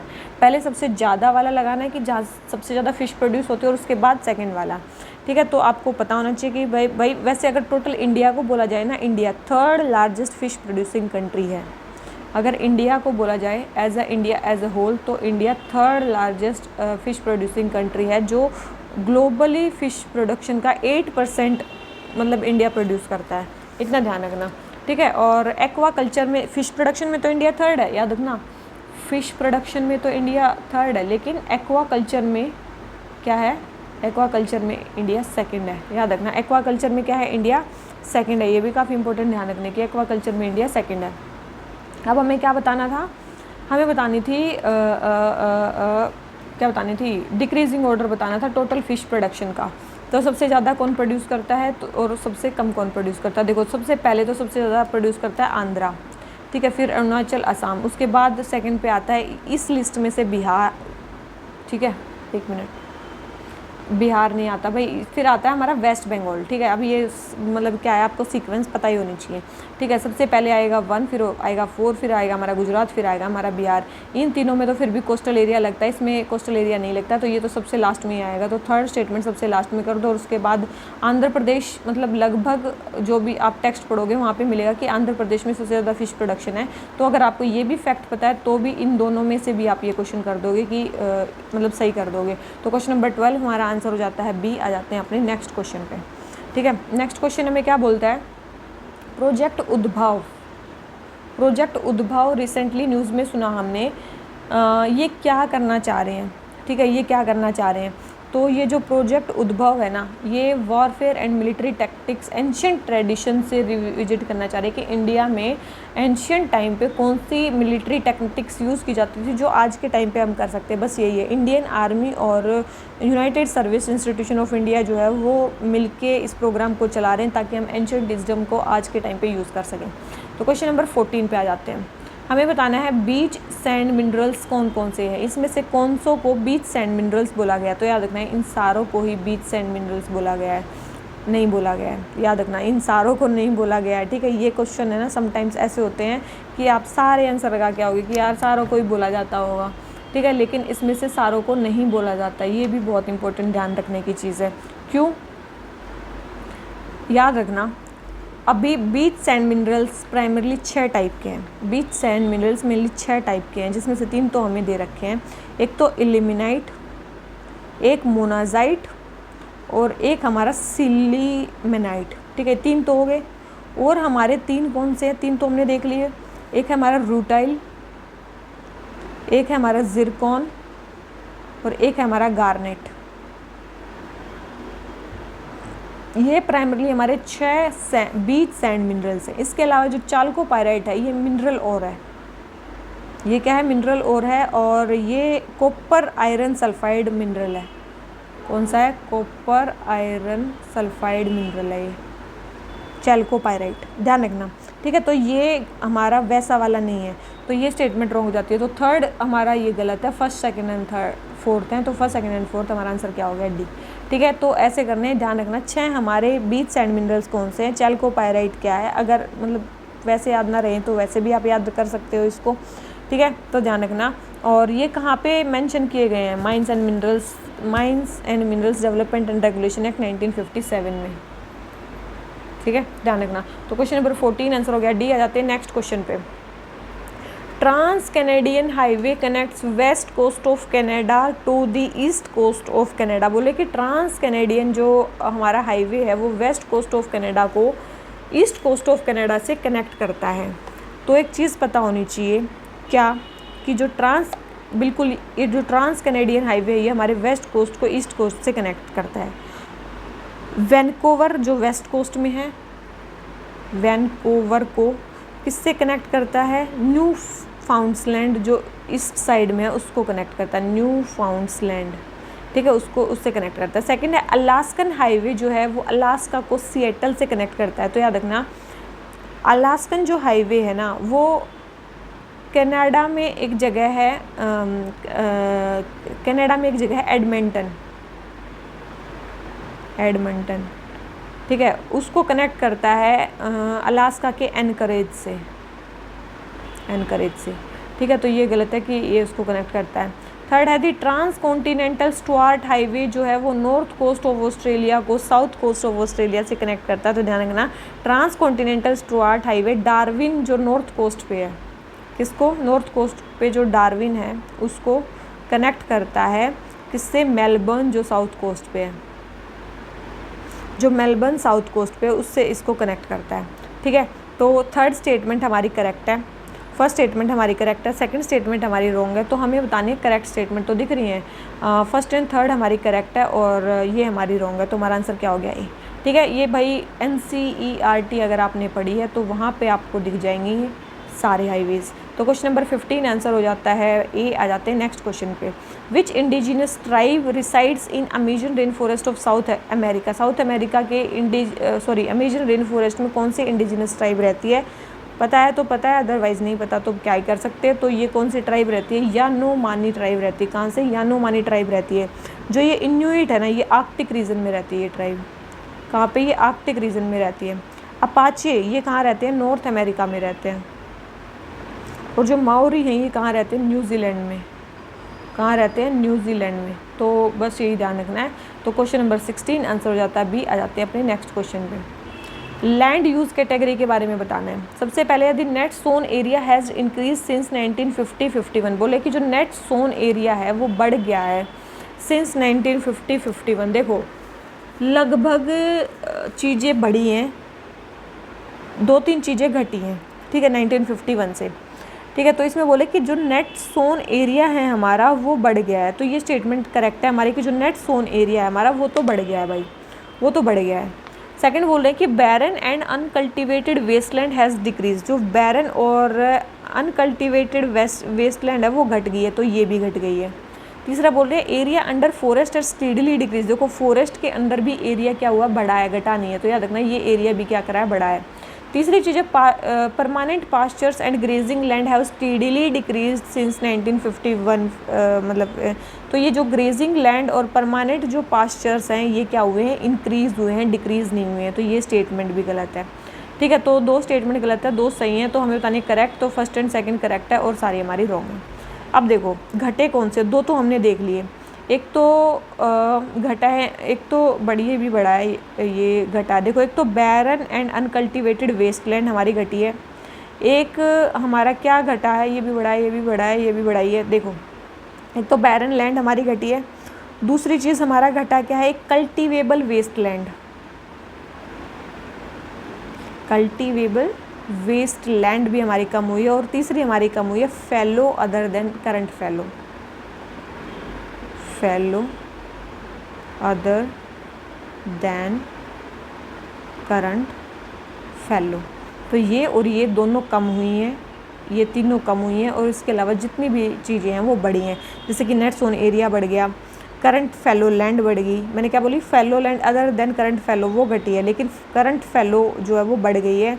Area under miscellaneous जो ट्री क्रॉप्स और ग्रोव्स हैं वो भी बढ़ गया, वो भी क्या हुआ है, कम हुआ है, याद रखना, वो भी कम हुआ है, याद रखना। मिसलेनियस ट्रीज क्रॉप्स और ग्रोव्स के अंदर जो एरिया है वो भी कम हुआ है, ठीक है। मिसलेनियस क्रॉप्स के अंदर और ट्रीज़ के अंदर जो एरिया है वो भी कम हुआ है। तो ये 4 चीज़ें कम हुई हैं भाई, ध्यान रखना, 4 चीज़ें कम हुई हैं, तो ध्यान रखना। तो क्वेश्चन नंबर 17 हमारा आंसर हो जाता है ए। आ जाते हैं अपने नेक्स्ट क्वेश्चन पे। मैप, एनसीईआरटी का मैप इम्पोर्टेंट है। क्या है, how many of the above are the methods of rice cultivation. Rice cultivation के मेथड बताने, ट्रांसप्लांटेशन, ड्रिलिंग, ब्रॉडकास्टिंग। तो ये तीनों ही मेथड हमारे किसके हैं, हमारे राइस कल्टीवेशन के हैं। तो ट्रांसप्लांटेशन, ड्रिलिंग और ब्रॉडकास्टिंग, ठीक है। ट्रांसप्लांटेशन जो मोस्ट कॉमनली यूज़ किया जाता है, जिसमें पहले कहीं और पे मतलब जो प्लांटेशन उगाई जाती है फिर वो खेत में लगाई जाती है। ड्रिलिंग एक्सक्लूसिवली इंडिया में, जिसमें पहले एक पर्सन प्लो करता है मतलब एक होल लैंड में, और अदर पर्सन वहाँ पे बीज बो देता है, यह है ड्रिलिंग मेथड। तीसरा ब्रॉडकास्ट मेथड, जिसमें सीड्स को स्कैटर कर दिया जाता है। तो ये है मेथड। तो क्वेश्चन नंबर 18 आंसर हो गया सी। आ जाते हैं नेक्स्ट क्वेश्चन पे। ट्रॉपिक ऑफ कैंसर से कितनी वाटर बॉडीज़ जो हैं वो पास होती हैं, ये पूछ रखा है कि कौन सी वाटर बॉडीज़ जो हैं वो पास होती हैं ट्रॉपिक ऑफ कैंसर से। अब आएगा तो आएगा, अदरवाइज़ नहीं आएगा। देखो अब देखो, गल्फ़ ऑफ मैक्सिको बिल्कुल ट्रॉपिक ऑफ कैंसर से पास होती है। मेडिटेरेनियन काफ़ी ऊपर रह जाता है, ये पास नहीं होता है। रेड सी बिल्कुल पास होता है, और बे ऑफ बंगाल जो है इससे नीचे रह जाती है, पास नहीं होती है। बे ऑफ बंगाल पास नहीं होती है, नीचे रह जाती है, ये नीचे रह जाती है, ये ऊपर रह जाती है, ठीक है। तो ध्यान रखना इसको। कैस्पियन सी को पूछा जाए वो भी ऊपर रह जाता है, कैस्पियन सी को पूछा जाए वो भी ऊपर रह जाता है। ब्लैक सी को पूछा जाए वो भी ऊपर रह जाएगा, ठीक है। अगर पूछा जाए साउथ चाइना सी, वो भी नीचे रह जाएगा। तो ये सारे नीचे रह जाएंगे, कुछ ऊपर रह जाएंगे, तो ध्यान रखना। तो केवल 2 ही हैं जो 2 ही वाटर बॉडी से जो हमारा ट्रॉपिक ऑफ कैंसर है वो पास होगा। मैप आप देख सकते हो, ठीक है। तो क्वेश्चन नंबर आ जाते हैं 20 पे। With reference to 2011 census consider the following pairs. हमें 2011 के सेंसस के बारे में बताना है। State versus category. बोले गोवा जो है वो लोएस्ट पॉपुलेशन की कैटेगरी में आता है, तो याद रखना सिक्किम जो था लिस्ट पॉपुलेटेड स्टेट की कैटेगरी में सिक्किम आता था, ना कि ये, ठीक है। तो लोएस्ट पॉपुलेशन की कैटेगरी में ये आती थी स्टेट, गोवा नहीं आती थी। कौन सी आती थी, सिक्किम। तो फर्स्ट स्टेटमेंट तो हमारी है रॉन्ग। अब जाते हैं अपनी सेकंड स्टेटमेंट पे। बोल रहे हैं हाईएस्ट डेंसिटी। देखो हाईएस्ट डेंसिटी या मोस्ट डेंसली पॉपुलेटेड जो स्टेट थी वो थी बिहार, ना कि केरला। तो ये भी स्टेटमेंट गलत है। कौन सी थी, बिहार। हाईली डेंसली स्टेट थी बिहार। तीसरा है यूपी, हाईएस्ट अर्बन पॉपुलेशन। देखो याद रखना सबसे ज़्यादा जो अर्बन पॉपुलेशन थी वो थी महाराष्ट्र में। कहाँ थी, सॉरी यार सब मिट गया, महाराष्ट्र में, ठीक है। कहाँ थी सबसे ज़्यादा अर्बन पॉपुलेशन, महाराष्ट्र में। यूपी में सेकंड लार्जेस्ट अर्बन पॉपुलेशन, ठीक है, यूपी में सेकंड लार्जेस्ट, ध्यान रखना। तो महाराष्ट्र में सबसे ज़्यादा अर्बन पॉपुलेशन, सबसे हाईएस्ट डेंसिटी बिहार में, सिक्किम में लोएस्ट पॉपुलेशन, ठीक है। और गोवा जो था ना वो मोस्ट अर्बनाइज स्टेट है, मतलब था उस टाइम पे इंडिया में in terms of percentage of population. वहाँ पे गोवा में 62% जो पॉपुलेशन है वो अर्बनाइज्ड है। कितनी, 62% पॉपुलेशन जो है वो अर्बनाइज्ड है, ठीक है। तो हमारे बताना है कौन सी स्टेटमेंट सही है। तो सही तो करेक्टली मैच बताना था, कोई भी स्टेटमेंट सही नहीं है, तो आंसर क्या हो जाता है डी, ठीक है। अब भाई देखो 2011 का सेंसस अगर पता है तो ही कर पाओगे। तो क्वेश्चन नंबर 20 आंसर आ गया डी। आ जाते हैं नेक्स्ट क्वेश्चन पे। टेक्नोपोलिस क्या होते हैं। बोल रहे कि they are high tech industries that are regionally concentrated, self sustained and highly specialised. तो ये जो टेक्नोपोलिस होते हैं यही होते हैं। तो बिल्कुल सही स्टेटमेंट है। टेक्नोपोलिस हाई टेक इंडस्ट्रीज होती हैं जो रीजनली कंसंट्रेटेड होती है, सेल्फ सस्टेन्ड होती हैं, हाईली स्पेशलाइज्ड होती हैं। सेकंड बोल रहे हैं Silicon Forest in USA is a example of technopoly. जो सिलिकॉन फॉरेस्ट है यूएसए में वो टेक्नोपोली का एक एग्जांपल है। तो ये स्टेटमेंट भी बिल्कुल सही है। ये स्टेटमेंट भी बिल्कुल सही है कि टेक्नोपोली यूएसए में जो है सिलिकॉन फॉरेस्ट वो टेक्नोपोली का एग्जांपल है। दोनों स्टेटमेंट सही है। हमें पूछा था करेक्ट स्टेटमेंट। इसी तरह से इंडिया में जो बेंगलोर है इसको भी सिलिकॉन वैली बोला जाता है, ठीक है। तो बेंगलोर इंडिया का हो गया बेंगलोर, ध्यान रखना। तो क्वेश्चन नंबर 21 आंसर हो गया सी। आ जाते हैं नेक्स्ट क्वेश्चन पे। नेक्स्ट है यूरेनियम रिजर्व्स के बारे में। भाई आजकल तो बहुत पूछे जा रहे हैं, लास्ट बार पूछा था कोबाल्ट के रिजर्व सबसे ज़्यादा किस कंट्री में है, तो यूरेनियम के रिजर्व्स हैं। तो भाई देखो सबसे पहले है कि niger has Africa's highest grade uranium reserves. बोले कि नाइजीरिया में अफ्रीका के सबसे ज़्यादा यूरेनियम रिजर्व है, हाई ग्रेड। सेकंड बोले कजाकिस्तान लार्जेस्ट प्रोड्यूसर है यूरेनियम का, ठीक है। थर्ड बोल रहे हैं नारीगन माइन जो है वो ऑस्ट्रेलिया में है।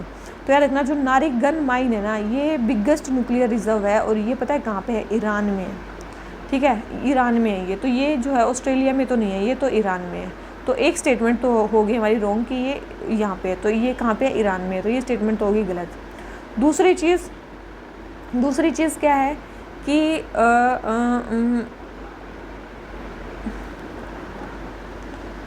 जो बोल रखा है कि कजाकिस्तान लार्जेस्ट प्रोड्यूसर है यूरेनियम का, बिल्कुल कजाकिस्तान लार्जेस्ट प्रोड्यूसर है, बिल्कुल कजाकिस्तान लार्जेस्ट प्रोड्यूसर। और उसके बाद जो हमारा आता है वो आता है कनाडा, ठीक है। 43% प्रोडक्शन जो है वो कजाकिस्तान ही करता है। उसके बाद आ जाता है हमारा कनाडा 15%, और उसके बाद आता है हमारा नामीबिया, ठीक है। तो ये है हमारे, तो सेकंड स्टेटमेंट करेक्ट है। फर्स्ट स्टेटमेंट है नाइजर में अफ्रीका के हाईएस्ट ग्रेड यूरेनियम रिजर्व है, तो ये बिल्कुल सही स्टेटमेंट है। नाइजीरिया में अफ्रीका के हाईएस्ट ग्रेड यूरेनियम रिजर्व्स हैं, ये भी बिल्कुल सही है, ठीक है। तो फर्स्ट स्टेटमेंट भी सही है, सेकंड स्टेटमेंट भी सही है, थर्ड स्टेटमेंट रॉन्ग है। करेक्ट स्टेटमेंट बतानी है, तो दिख रही है आपको 2 स्टेटमेंट करेक्ट है, 1 स्टेटमेंट रॉन्ग है, तो हमारा आंसर क्या हो गया, बी, ठीक है। काफ़ी इंपॉर्टेंट है ये। और यूरेनियम माइंस काफ़ी जगह पाई जाती हैं, उन जगहों के नाम काफ़ी ज़्यादा इंपॉर्टेंट है, जैसे कि इंडिया, चलो इंडिया को छोड़ो अभी पहले, ठीक है। जैसे कि अगर कजाकिस्तान की बात करें, वहाँ पे चू सरयू बेसिन काफ़ी ज़्यादा इंपॉर्टेंट है।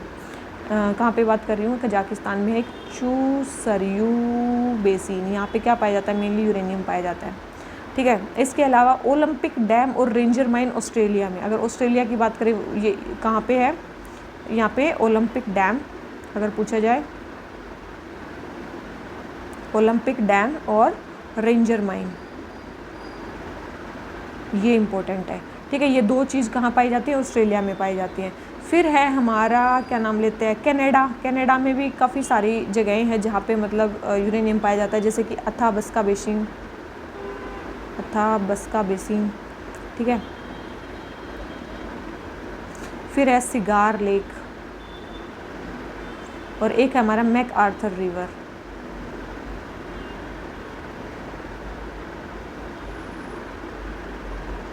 ठीक है। तो ये जो 3 चीज़ें हैं ना, ये कहाँ पाई जाती हैं, कनाडा में पाई जाती हैं। यहाँ पे यूरेनियम के रिजर्व पाए जाते हैं, ये फेमस प्लेसेस हैं जहाँ पे यूरेनियम पाया जाता है, ठीक है। और जो ठीक है, ये तो छोड़ो तुम, और क्या बता, इंडिया में अगर वर्ल्ड के यूरेनियम की बात करें, अप्रोक्स 2% वर्ल्ड का यूरेनियम इंडिया में पाया जाता है। इंडिया भी पूछ सकते हैं ना, इंडिया में अप्रोक्स 2% यूरेनियम के रिजर्व पाए जाते हैं, यही ध्यान रखना। और तो क्या ही बता सकते हैं, दैट्स इट। तो क्वेश्चन नंबर ये 22 हमारा आंसर हो जाता है बी। आ जाते हैं अपने नेक्स्ट क्वेश्चन पे। क्वेश्चन नंबर 3 हमें क्या बोलता है, नेशनल टर्मरिक बोर्ड के बारे में बताना है। सबसे पहले बोल रहे हैं कि इसमें एक चेयरपर्सन होते हैं जिसको सेंट्रल गवर्नमेंट जो है वो अपॉइंट करती है, ठीक है। एक चेयरमैन होते हैं जिनको कौन अपॉइंट करती है, सेंट्रल गवर्नमेंट अपॉइंट करती है, तो ये स्टेटमेंट बिल्कुल सही है। इसमें एक चेयरमैन होते हैं जिनको सेंट्रल गवर्नमेंट अपॉइंट करती है। दूसरे बोले इनमें रिप्रेजेंटेशन नहीं होता स्टेट्स का, नहीं, इसमें स्टेट्स का भी रिप्रेजेंटेशन होता है, ऐसा नहीं है स्टेट्स का रिप्रेजेंट नहीं होता, सीनियर स्टेट गवर्नमेंट रिप्रेजेंटेटिव यहाँ पे होते हैं, तो ये गलत है। तीसरा, जो मिनिस्ट्री ऑफ एग्रीकल्चर जो है वो इसकी नोडल मिनिस्ट्री है, कि इसकी नोडल मिनिस्ट्री, देखो जितने भी ये बोर्ड मिल रहे थे, national tea board, coffee board, इन सब की जो नोडल एजेंसी है वो है मिनिस्ट्री ऑफ कॉमर्स, ठीक है। तो ये इसकी मतलब नोडल एजेंसी नहीं है, इसकी मिनिस्ट्री कौन सी है, मिनिस्ट्री ऑफ कॉमर्स इसकी मेनली नोडल मिनिस्ट्री है। तो second and third statement is wrong, first statement is correct. हमें बतानी करेक्ट स्टेटमेंट, तो ओनली 1 स्टेटमेंट इज़ करेक्ट, तो आंसर हमारा क्या हो गया, ए, ठीक है। और मैं क्या बता सकती हूँ आपको, स्टैट्यूटरी बॉडी ये नहीं है। एक चीज़ बहुत इंपॉर्टेंट है, जैसे कि टी बोर्ड, कॉफ़ी बोर्ड, ये हमारी स्टैट्यूटरी बॉडी थी, ये हमारी स्टैट्यूटरी बॉडी नहीं है। सबसे इंडिया ग्लोबल टर्मरिक प्रोडक्शन का 75% से ज़्यादा इंडिया प्रोड्यूस करता है। ग्लोबल टर्मरिक प्रोडक्शन का 75% से भी ज़्यादा जो है वो इंडिया क्या करता है, प्रोड्यूस करता है, ठीक है, ध्यान रखना। ग्लोबल टर्मरिक प्रोडक्शन का 75% से भी ज़्यादा जो है वो इंडिया प्रोड्यूस करता है।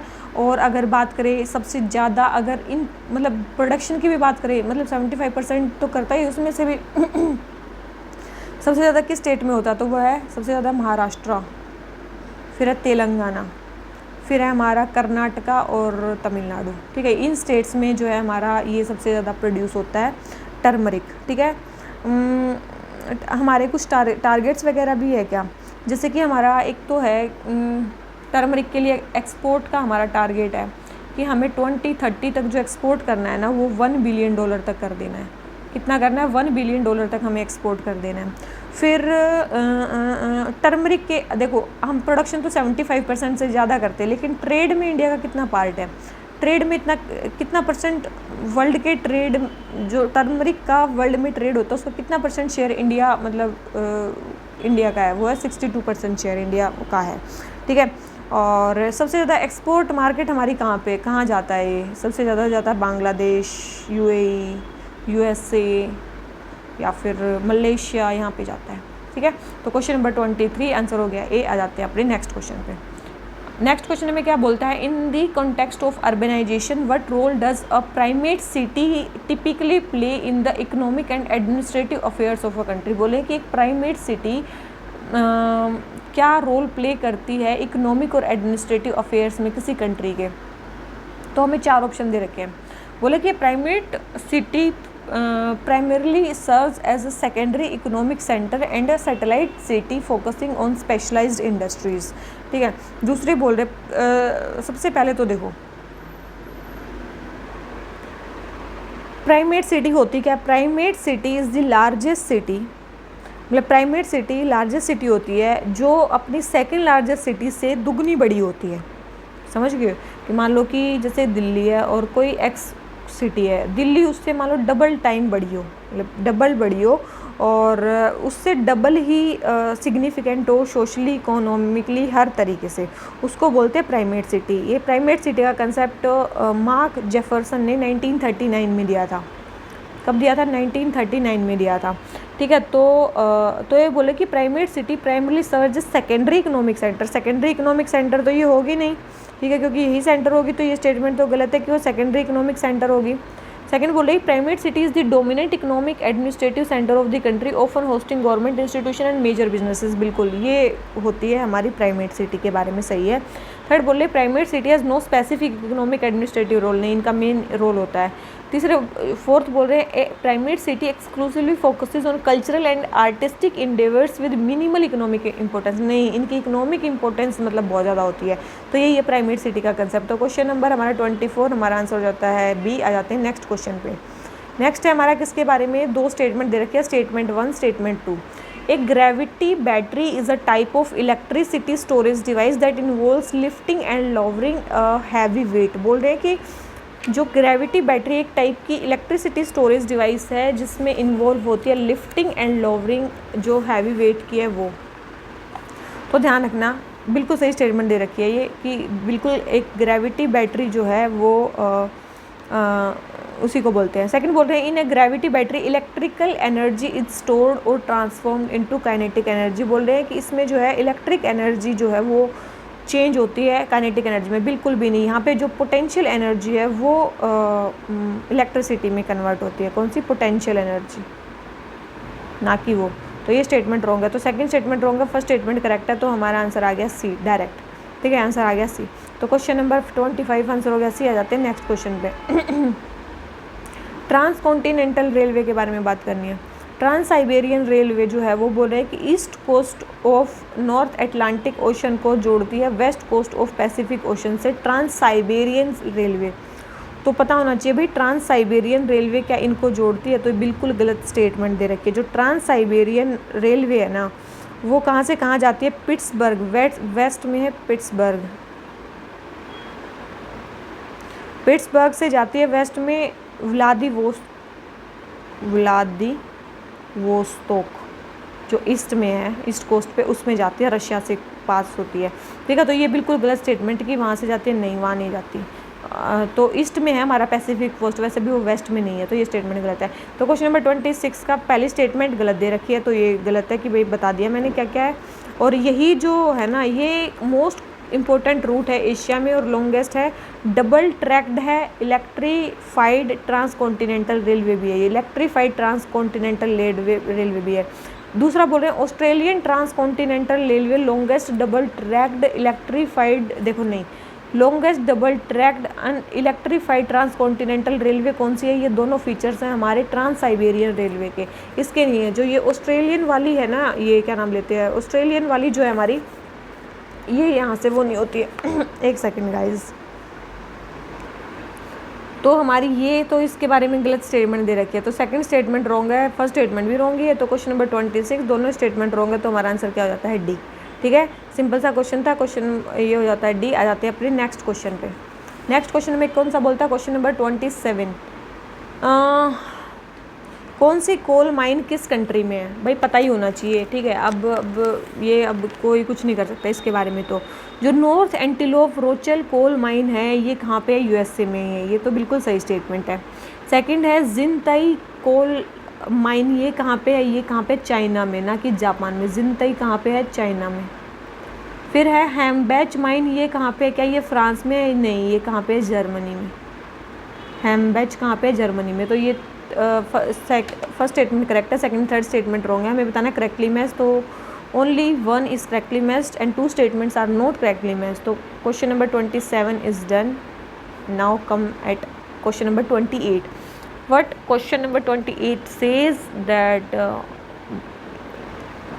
a particular dam is given and a country is given, then you need to like combine them. Tarbela dam कहाँ पे है, ब्राटस्क डैम कहाँ पे है, ग्रैंड कुली डैम कहाँ पे है। ठीक है, अब सबसे पहले है तारबेला डैम, ये कहाँ पे है, पाकिस्तान में ही है। तारबेला कहाँ पे है, पाकिस्तान में ही है, इंडस रिवर पे। किस पे है, इंडस रिवर पे।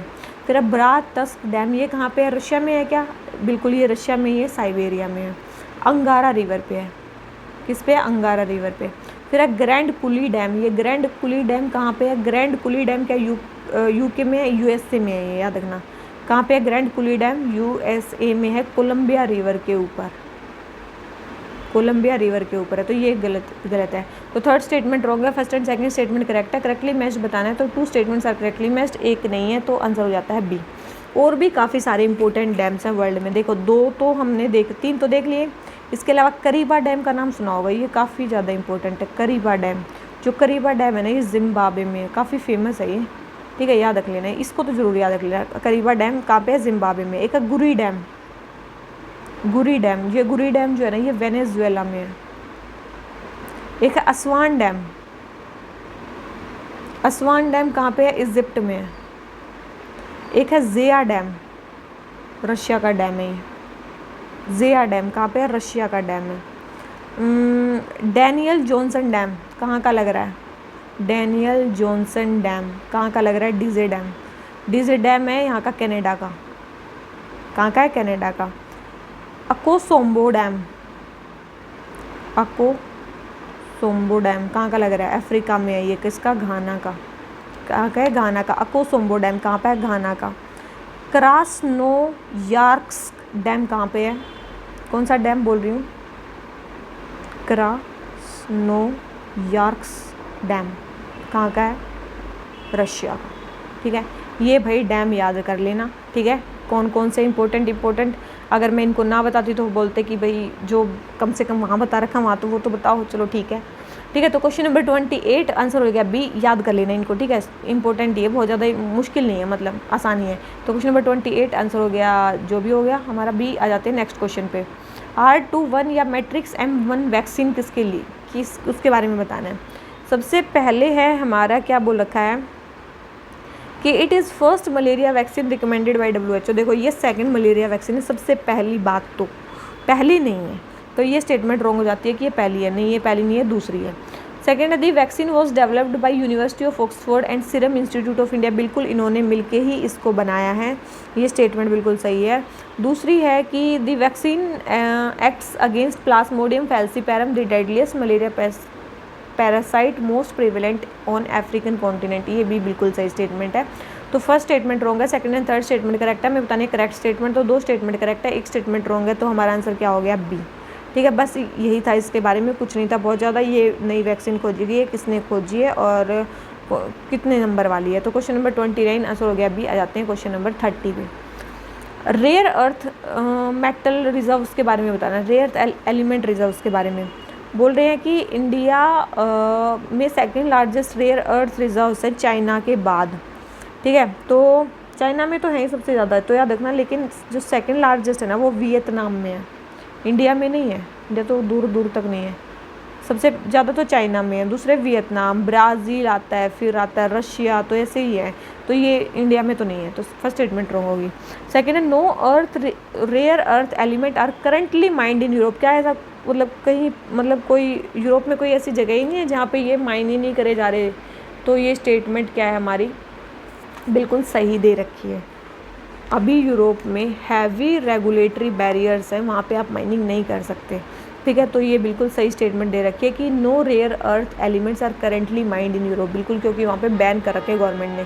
थर्ड है Dong Pao biggest rare earth reserve mine है, ये कहाँ पे है? तो जो ये डोंग पाओ है ये कहाँ पे है? वियतनाम में है, वियतनाम की माइन है। ठीक है, इंपॉर्टेंट है, तो पता चल गया। तो करेक्ट स्टेटमेंट बतानी है, तो करेक्ट दिख गया आपको, केवल 1 स्टेटमेंट करेक्ट है और 2 स्टेटमेंट हमारी रॉन्ग है इसके बारे में। अब समझ में आ जाना चाहिए आपको, ठीक है, क्या है रेयर अर्थ एलिमेंट्स के बारे में। तो क्वेश्चन नंबर 30 हमारा आंसर क्या हो जाता है? ए। आ जाते हैं अपने नेक्स्ट क्वेश्चन पे। कौन सी कैनाल किस कंट्री में पाई जाती है? जैसे कोरिंथ कैनाल कहाँ पे पाई जाती है? ये ग्रीस में पाई जाती है, ना कि यूके में। कोरिंथ कैनाल कहाँ पे है? ग्रीस में है। कील कैनाल कहाँ पे है? जर्मनी में है। ठीक है, कहाँ पे है? जर्मनी में है। और वाइट सी कहाँ पे है? वाइट सी तो आप सभी को पता है रशिया में ही है। तो ये तो सही है, तो एक सही है और सारी गलत है, क्योंकि हमें बताना था करेक्ट नहीं मैच। तो आंसर हो गया ए। आ जाते हैं नेक्स्ट क्वेश्चन पे। तो क्वेश्चन नंबर 31 आंसर हो गया ए। आ जाते हैं क्वेश्चन नंबर 32 पे। लीनियंसी प्लस नॉर्म्स क्या? लीनियंसी मतलब छूट दे देना। It is an anti trust enforcement strategy aimed at attracting leniency application by encouraging companies to report other cartels। तो ये स्टेटमेंट बिल्कुल सही है। सेकंड बोले provisions related to leniency plus norms are mention in competition amendment act 2023 में mention है, ये भी सही है। तो हमें बताने का करेक्ट स्टेटमेंट आंसर हो गया सी। बिल्कुल सही स्टेटमेंट है। लीनियंसी प्लस एक proactive anti trust information strategy है, जिसमें अट्रैक्ट किया जाएगा लीनियंसी एप्लीकेशंस को, कंपनीज को इनक्रेज किया जाएगा कि अपने जैसी और कार्टल्स के बारे में बताओ, तो आपकी जो सज़ा है या फिर जो आपकी जो भी है वो कम हो जाएगी, आपके में हम डील बरत देंगे। तो क्वेश्चन नंबर 32 आंसर हो गया सी। आ जाते हैं अपने नेक्स्ट क्वेश्चन पे। हमें बताना है किसके बारे में? माइंस के बारे में बोल रहे हैं कि किस इनमें से कितनी जो है वो आयरन की माइंस है। ठीक है, इनमें से कितनी जो है वो आयरन की माइंस है। तो भाई देखो, आयरन्स की माइंस की बात करें, गेवरा, हुट्टी और बेलाडेला। हुट्टी के बारे में तो पता होगा आपको, हुट्टी मेनली जो है वो यहाँ पे गोल्ड पाया जाता है, गोल्ड और सिल्वर पाया जाता है। तो हुट्टी तो बिल्कुल नहीं होगा। हुट्टी में मेनली क्या पाया जाता है? गोल्ड और सिल्वर पाया जाता है। ठीक है, और क्या नाम लेते हैं हमारा जो जेवरा है ना, जेवरा में मेनली कोल पाया जाता है। जेवरा जो माइन है ये कहाँ पे है? छत्तीसगढ़ में है। पहली बात तो छत्तीसगढ़ में है, और ये यहाँ पे मेनली क्या पाया जाता है? कोल पाया जाता है। यहाँ पे आयरन नहीं पाया जाता, तो ना यहाँ पाया जाता ना यहाँ पाया जाता। तो बेलाडेला ये जो जगह है ना, बेलाडेला बिल्कुल यहाँ पे पाई जाती है आयरन माइन, ये भी छत्तीसगढ़ में ही है। ये कहाँ पे है? छत्तीसगढ़ में ही है। तो याद रखना छत्तीसगढ़ में यहाँ पाई जाती है आयरन माइन। तो करेक्ट स्टेटमेंट बतानी है कहाँ पे आयरन माइन पाई जाती है। तो केवल एक जगह जहाँ पे पाई जाती है, 2 में नहीं पाई जाती है। ठीक है, तो इंपॉर्टेंट प्लेसेस जहाँ पे इंपॉर्टेंट माइन पाई जाती हैं, बहुत ज़्यादा इंपॉर्टेंट है, देख लेना उनको। तो क्वेश्चन नंबर 33 आंसर हो गया ए। आ जाते हैं नेक्स्ट क्वेश्चन पे। आयरन डोम के बारे में बताना है। Iron Dome is a ground to air long range air defence system. तो ये लॉन्ग रेंज जो है एयर डिफेंस सिस्टम है हमारा Iron Dome, ground to air long range system है। तो पता होनी चाहिए, ground to air short range air defence system है, ना कि लॉन्ग रेंज। कौन सा है? शॉर्ट रेंज सिस्टम है आयरन डोम का। तो ये ध्यान रखना, ये इजराइल का सिस्टम है एनिमी से बचने के लिए, जो मिसाइल्स आते हैं उससे बचने के लिए, और ये शॉर्ट रेंज है ना कि long range. System was developed bye Israel and India, Israel और इंडिया ने मिलकर इसको किया था। नो, ये केवल इसराइल का, यूएसए के साथ मिलकर उन्होंने किया था, हमास हिजबुल्लाह इनसे लड़ने के लिए। तो यूएसए और इसराइल ने मिलकर इसको किया था, ना कि इंडिया ने। तो दोनों ही स्टेटमेंट रॉन्ग है, मैं बतानी करेक्ट स्टेटमेंट, तो करेक्ट तो ना तो फर्स्ट है ना सेकंड है, तो हमारा आंसर क्या हो जाता है डी। ठीक है, मेरे ख्याल से समझ में आ गया होगा ये। और मेरे को कमेंट में बताओ, हम भी एक ऐसा ही कुछ बना रहे हैं। एक सेकेंड, तो हमारे इंडिया में मिशन चल रहा है प्रोजेक्ट कुशा। कौन सा? प्रोजेक्ट कुशा। ये प्रोजेक्ट कुशा क्या है? प्रोजेक्ट कुशा है जो हम आयरन डोम जैसा ही हम इंडिया में अपना सिस्टम बना रहे हैं, तो उसको बोल रहे हैं प्रोजेक्ट कुशा। ठीक है, ध्यान रखना इसका। प्रोजेक्ट कुशा क्या है, कहीं कुछ भी लगा दो तो यही है। ठीक है, तो क्वेश्चन नंबर 34 आंसर हो गया डी। आ जाते हैं नेक्स्ट क्वेश्चन पे। In Asia, West Asia is one of the least developed regions in rail facilities. बोल रहे हैं कि एशिया में, वेस्ट एशिया में सबसे कम जो है वो रेल फैसिलिटी डेवलप है। बिल्कुल, वहाँ पे कम रेल फैसिलिटी डेवलप है। सेकंड बोल रहे हैं कि West Asia has vast deserts and is sparsely populated. बोल रहे हैं कि वेस्ट एशिया जो है वहाँ पे वॉस्ट डेजर्ट्स हैं और वो स्पार्सली पॉपुलेटेड है। बिल्कुल, वहाँ पे ये भी बिल्कुल सही है कि वहाँ पे बड़े बड़े डेजर्ट्स हैं और वो स्पार्सली पॉपुलेटेड है, इसीलिए वहाँ पे जो है वो कम मतलब पाई जाती है वहाँ पे क्या, रेल नेटवर्क्स। तो बिल्कुल सही स्टेटमेंट है, तो आंसर क्या हो गया ए। एशिया में सबसे ज़्यादा रेलवे नेटवर्क्स कहाँ पे हैं? ये मेनली जो थिकली पॉपुलेटेड एरिया है ना, जापान, चाइना, इंडिया, यहाँ पे सबसे ज़्यादा मतलब रेल नेटवर्क्स हैं। ठीक है, तो क्वेश्चन नंबर 35 आंसर हो गया ए। आ जाते हैं नेक्स्ट क्वेश्चन पे। क्वेश्चन नंबर 36, हमें डिक्रीजिंग ऑर्डर बताना है आयरन ओर के प्रोडक्शन का। ठीक है, आयरन ओर के प्रोडक्शन का हमें डिक्रीजिंग ऑर्डर बताना है। अब भाई उसके लिए आपको सीक्वेंस याद ही होनी चाहिए। ठीक है, सीक्वेंस याद ही होनी चाहिए। जो हमें सीक्वेंस लिख रखी है ना इस क्वेश्चन में, वो बिल्कुल सही सीक्वेंस है।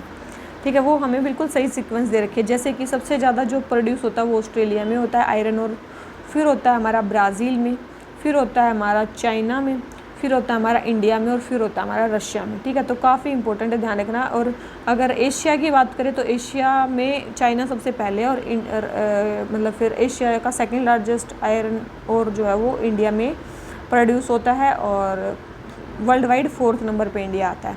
बस यही आपको ध्यान रखना है। रशिया 5th पे आता है। ये सारी सीक्वेंस में दे रखी हैं। तो क्वेश्चन नंबर 36 आयरन और प्रोडक्शन में सारी सीक्वेंस लगा दो, तो 1 2 3 4 5 ये है आपकी सीक्वेंस। ठीक है, तो इंपॉर्टेंट क्वेश्चन। सबसे ज़्यादा प्रोड्यूसर कौन सा हो गया? Australia, Brazil, China, India, Russia. फिर है किस क्रॉप का कौन सा लार्जेस्ट प्रोड्यूसर है? स्टेट, इंडिया के स्टेट बताने हैं। सबसे बड़ा प्रोड्यूसर कौन है, किस स्टेट का?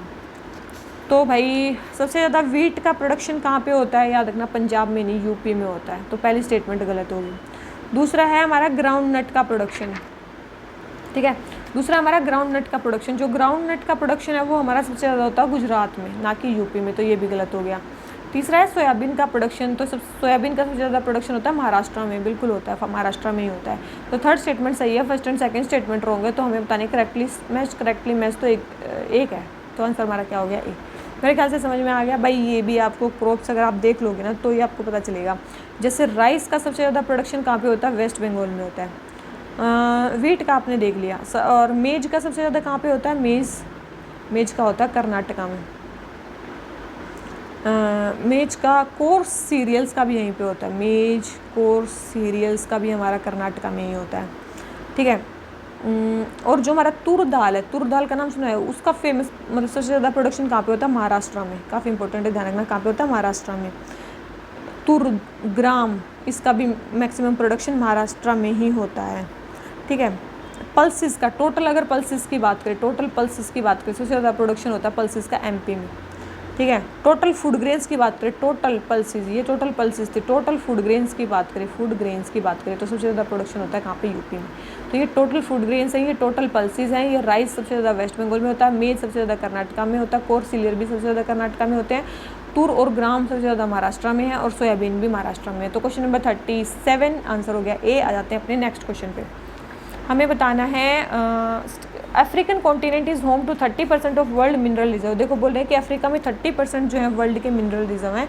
तो बिल्कुल सही स्टेटमेंट दे रखी है, अफ्रीका में वर्ल्ड के 30% मिनरल रिजर्व हैं। ठीक है, अगर मिनरल की बात करें तो 30% है। ऑयल की बात करें तो वर्ल्ड ऑयल का 12%, अगर ऑयल की बात करें तो वो 12%, और नेचुरल गैस की बात करें तो वो 8%। ठीक है, तो फर्स्ट स्टेटमेंट सही है। सेकेंड है Asia is the largest producer of minerals with more than half of the total world production. World production का हाफ से भी ज़्यादा जो है वो एशिया में प्रोड्यूस होता है, बिल्कुल होता है। 59% पर जो प्रोडक्शन है ना वर्ल्ड का, वो मतलब एशिया में होता है, ठीक है। नॉर्थ अमेरिका सेकेंड है, फिर यूरोप है थर्ड। अगर एशिया की बात करें फिर कौन सा है, नॉर्थ अमेरिकन कॉन्टिनेंट, वहाँ पे होता है। और फिर आता है हमारा कौन सा, ये यूरोप, ओनली 7% होता है यहाँ पे तो। और यहाँ पे कितने परसेंट होता है नॉर्थ अमेरिका में, 16%, ठीक है। और सबसे ज़्यादा जो हमारा प्रोडक्शन होता है मिनरल्स का वो होता है यहाँ पे। तो क्वेश्चन नंबर 38 हमारी दोनों स्टेटमेंट सही हैं, तो आंसर हमारा क्या हो जाता है सी। आ जाते हैं अपने नेक्स्ट क्वेश्चन पे। नेक्स्ट क्वेश्चन क्या है, the foreign trade over this sea route is greater than the rest of the world. Foreign trade यहाँ पे सबसे ज़्यादा होता है, 1/4 जो वर्ल्ड का फॉरेन ट्रेड है वो इस रूट से जाता है, इसलिए इसको बिजिएस्ट बोला जाता है वर्ल्ड में, और इसको बिग ट्रंक रोड भी बोला जाता है। देखो यहाँ पे आते ही तो शायद आपने एनसीईआरटी पढ़ी होगी तो आप कर दोगे। तो ये किस उसकी बात कर रहे हैं, तो ये कर रहे हैं नॉर्थ अटलांटिक सी रूट की बात। किसकी, नॉर्थ अटलांटिक सी रूट की बात कर रहे हैं। काफ़ी ज़्यादा इंपॉर्टेंट सी रूट है ये, ग्रैंड ट्रंक रोड भी इसको बोला जाता है, ठीक है। तो यही था इसके बारे में। तो क्वेश्चन नंबर 39 हमारा आंसर क्या हो जाता है, डी। आ जाते हैं अपने नेक्स्ट क्वेश्चन पे। ग्लोबल कॉटन टेक्सटाइल इंडस्ट्री के बारे में बताना है। सबसे पहले USA is the largest cotton exporting country. बोल रहे हैं कि यूएसए जो है वो लार्जेस्ट कॉटन एक्सपोर्टिंग कंट्री है, तो बिल्कुल सही है भाई कि यूएसए जो है वो लार्जेस्ट कॉटन एक्सपोर्टिंग कंट्री है। दूसरा बोले चाइना वर्ल्ड का लीडर है रो कॉटन को प्रोसेस करने में, टेक्सटाइल और अपैरल में, बिल्कुल है भाई, चाइना बिल्कुल वो है, टॉप प्रोड्यूसर है, ठीक है। थर्ड बोल रहे हैं India is the second largest cotton producing country. बिल्कुल चाइना के बाद इंडिया जो है second largest cotton producing country है, ये भी सही है। तो सारे सही हैं। तो क्वेश्चन नंबर 40 हमारा आंसर क्या हो जाता है, सी, ठीक है। किसके बारे में है, हमारा कॉटन के बारे में। लीडिंग कॉटन प्रोड्यूसर वर्ल्ड में कौन है, बता तो दिया अभी। सबसे ज़्यादा चाइना प्रोड्यूस करता है, फिर इंडिया प्रोड्यूस करता है कॉटन को, फिर यूएसए, फिर ब्राज़ील, ठीक है। ये क्या है, कॉटन का प्रोडक्शन ऑफ कॉटन, ठीक है। यह कॉटन का प्रोडक्शन। और उसके बाद आता है हमारा cotton exporting countries. Cotton exporting countries में कौन कौन सी आती है, सबसे पहले आता है यूएसए, उसके बाद आता है हमारा ब्राज़ील, फिर आता है हमारा ऑस्ट्रेलिया, ठीक है। तो ये हमारी आती है कॉटन एक्सपोर्टिंग कंट्रीज़ में, जो टॉप 3 में आती है। तो क्वेश्चन नंबर 40 आंसर हो जाता है हमारा सी। आ जाते हैं नेक्स्ट क्वेश्चन पे। 5th वर्ल्ड कॉफ़ी कॉन्फ्रेंस हुई थी बेंगलुरु में। तो हमें बताना है कॉफ़ी प्रोडक्शन के बारे में। बोले कि इंडिया में दोनों टाइप की कॉफ़ी होती है, रोबस्टा भी, अरेबिका भी। तो आप सभी को बताना चाहिए, बिल्कुल भाई दोनों टाइप की कॉफ़ी होती है। Tamil Nadu has the largest coffee producing state है। बिल्कुल भी नहीं भाई, तमिलनाडु में सबसे ज़्यादा प्रोडक्शन नहीं होता। सबसे ज़्यादा कॉफ़ी का प्रोडक्शन होता है कर्नाटका में, 70% कॉफ़ी का प्रोडक्शन कर्नाटका में होता है। उसके बाद होता है हमारा केरला और तमिलनाडु में, तो ध्यान रखना। तो ये सेकंड स्टेटमेंट रॉन्ग है, फर्स्ट स्टेटमेंट करेक्ट है। करेक्ट स्टेटमेंट बतानी है तो ए हमारा आंसर हो गया, ठीक है, सिंपल सा। दूसरी चीज़ मैंने बताया था टी बोर्ड आते हैं, कॉफ़ी बोर्ड आते हैं, तो हमारा एक कॉफ़ी बोर्ड ऑफ इंडिया भी बना हुआ है, कॉफ़ी बोर्ड ऑफ इंडिया भी बना हुआ है। स्टैट्यूटरी बॉडी है, बिल्कुल ये स्टैट्यूटरी, लेकिन ध्यान रखना टर्मरिक बोर्ड हमारी स्टैट्यूटरी बॉडी नहीं था, बिल्कुल स्टैट्यूटरी बॉडी कब बना था, 1942 में बना था। Ministry of commerce and industry के अंडर आता है। हेडक्वार्टर कहाँ पे है इसके, बेंगलुरु में। कर्नाटका में सबसे ज़्यादा प्रोड्यूस होता है, तो इसलिए से हेडक्वार्टर भी यहाँ पे कहाँ पे है, बेंगलुरु में है उसके, ठीक है। बेंगलुरु में क्या आता है, वर्ल्ड कॉन्फ्रेंस हुई थी, देखो एक मिनट क्या बता रही थी मैं। अब कॉफ़ी का वर्ल्ड में कितना, मतलब इंडिया का क्या नंबर है कॉफ़ी में, वर्ल्ड का क्या बोल रही हूँ मैं, इंडिया वर्ल्ड का वर्ल्ड की परसेंटेज का कितना परसेंट कॉफ़ी प्रोड्यूस करता है, 6%, ठीक है। ध्यान रखना 6% बोलो, 6th लार्जेस्ट प्रोड्यूसर है, क्या ही बोले जा रही हूँ मैं। ये हुई थी 5th वर्ल्ड कॉफ़ी कॉन्फ्रेंस, ठीक है। तो ये किसने मिलके की थी, एक तो ICO ने, इंटरनेशनल कॉफ़ी ऑर्गेनाइजेशन ने मिलके की थी, कॉफ़ी बोर्ड ऑफ इंडिया के साथ मिलके की थी, ठीक है। तो ये मीटिंग इंटरनेशनल कॉफ़ी ऑर्गेनाइजेशन और कॉफ़ी बोर्ड ऑफ इंडिया ने मिलके की थी, वर्ल्ड कॉफ़ी कॉन्फ्रेंस, जो बाइनियल इवेंट है, ठीक है, 2 साल में एक बार होती है और बाइनियल है, ठीक है। और दूसरी चीज़ क्या है, इसका मैस्कर था कॉफ़ी स्वामी, आ भी जाए तो भाई, इसका मैस्कर था कॉफ़ी स्वामी, ठीक है। तो 5th में, अभी 5th बेंगलुरु में हुई थी। ICO कब बनी है, इंटरनेशनल कॉफ़ी ऑर्गेनाइजेशन कब बनी है, 1963 में बनी है। देखो हमारा कॉफ़ी बोर्ड पहले बन चुका है, इंटरनेशनल कॉफ़ी ऑर्गेनाइजेशन बाद में बनी है 1963 में। हेडक्वार्टर कहाँ पे है इसके, बहुत इंपॉर्टेंट है, लंदन में इसके हेडक्वार्टर क्या, इंडिया इसका मेंबर है, बिल्कुल इंडिया इसका मेंबर है, तभी तो इसने इंडिया के साथ मिलके किया है ये वर्ल्ड कॉफ़ी कॉन्फ्रेंस, और ये इंडिया में ही हुई है, इसलिए ये ज़्यादा न्यूज़ में थी। तो क्वेश्चन नंबर 41 आंसर हमारा हो जाता है ए। आ जाते हैं अपने नेक्स्ट क्वेश्चन पे। मेरे ख्याल से समझ में आ गया होगा। एक्वाकल्चर के बारे में बताना है। थोड़ी देर पहले ही बताया था, इंडिया वर्ल्ड में एक्वाकल्चर में कौन से नंबर पे है? सेकंड नंबर पे। थर्ड फिशरीज़ में कौन से नंबर पे? थर्ड नंबर पे है। एक्वाकल्चर में सेकंड नंबर पे। चलो देख लेते हैं। मैरीकल्चर में यूज़ ऑफ सी वाटर का यूज़ होता है, बिल्कुल। फिश फार्मिंग में फ्रेश वाटर और सी वाटर दोनों का यूज़ होता है, बिल्कुल। एल्गा कल्चर में एल्गी को कल्टिवेट किया जाता है, बिल्कुल। इसमें क्या था? तो कुछ करेक्ट स्टेटमेंट बतानी है, तो तीनों स्टेटमेंट करेक्ट है, तो आंसर क्या हो गया? सी। तो आ जाते हैं सी। तो आ जाते हैं क्वेश्चन नंबर 43 पे। In terms of rice production, हमें स्टेट्स को डिक्रीजिंग ऑर्डर में लगाना है। डिक्रीजिंग मतलब सबसे पहले सबसे ज़्यादा, उसके बाद सबसे कम राइस के प्रोडक्शन में। अभी थोड़ी देर पहले ही बताया था कि कौन सा सबसे ज़्यादा है, कौन सा सबसे कम है। तो वेस्ट बंगाल में सबसे ज़्यादा प्रोड्यूस होता है, सबसे ज़्यादा वेस्ट बंगाल में प्रोड्यूस होता है, फिर होता है हमारा पंजाब में, फिर होता है हमारा तेलंगाना में, और फिर होता है हमारे यहाँ पे। तो ये है इसका करेक्ट आंसर। तो क्वेश्चन नंबर 43 आंसर हो गया सी। वेस्ट बंगाल में सबसे ज़्यादा होता है, सबसे ज़्यादा वेस्ट बंगाल में होता है, फिर होता है यूपी में, ठीक है, ऐसे होते हैं, ध्यान रखना। वेस्ट बंगाल में होता है सबसे ज़्यादा। तो क्वेश्चन नंबर 43 आंसर हो गया सी। आ जाते हैं अपने नेक्स्ट क्वेश्चन पे।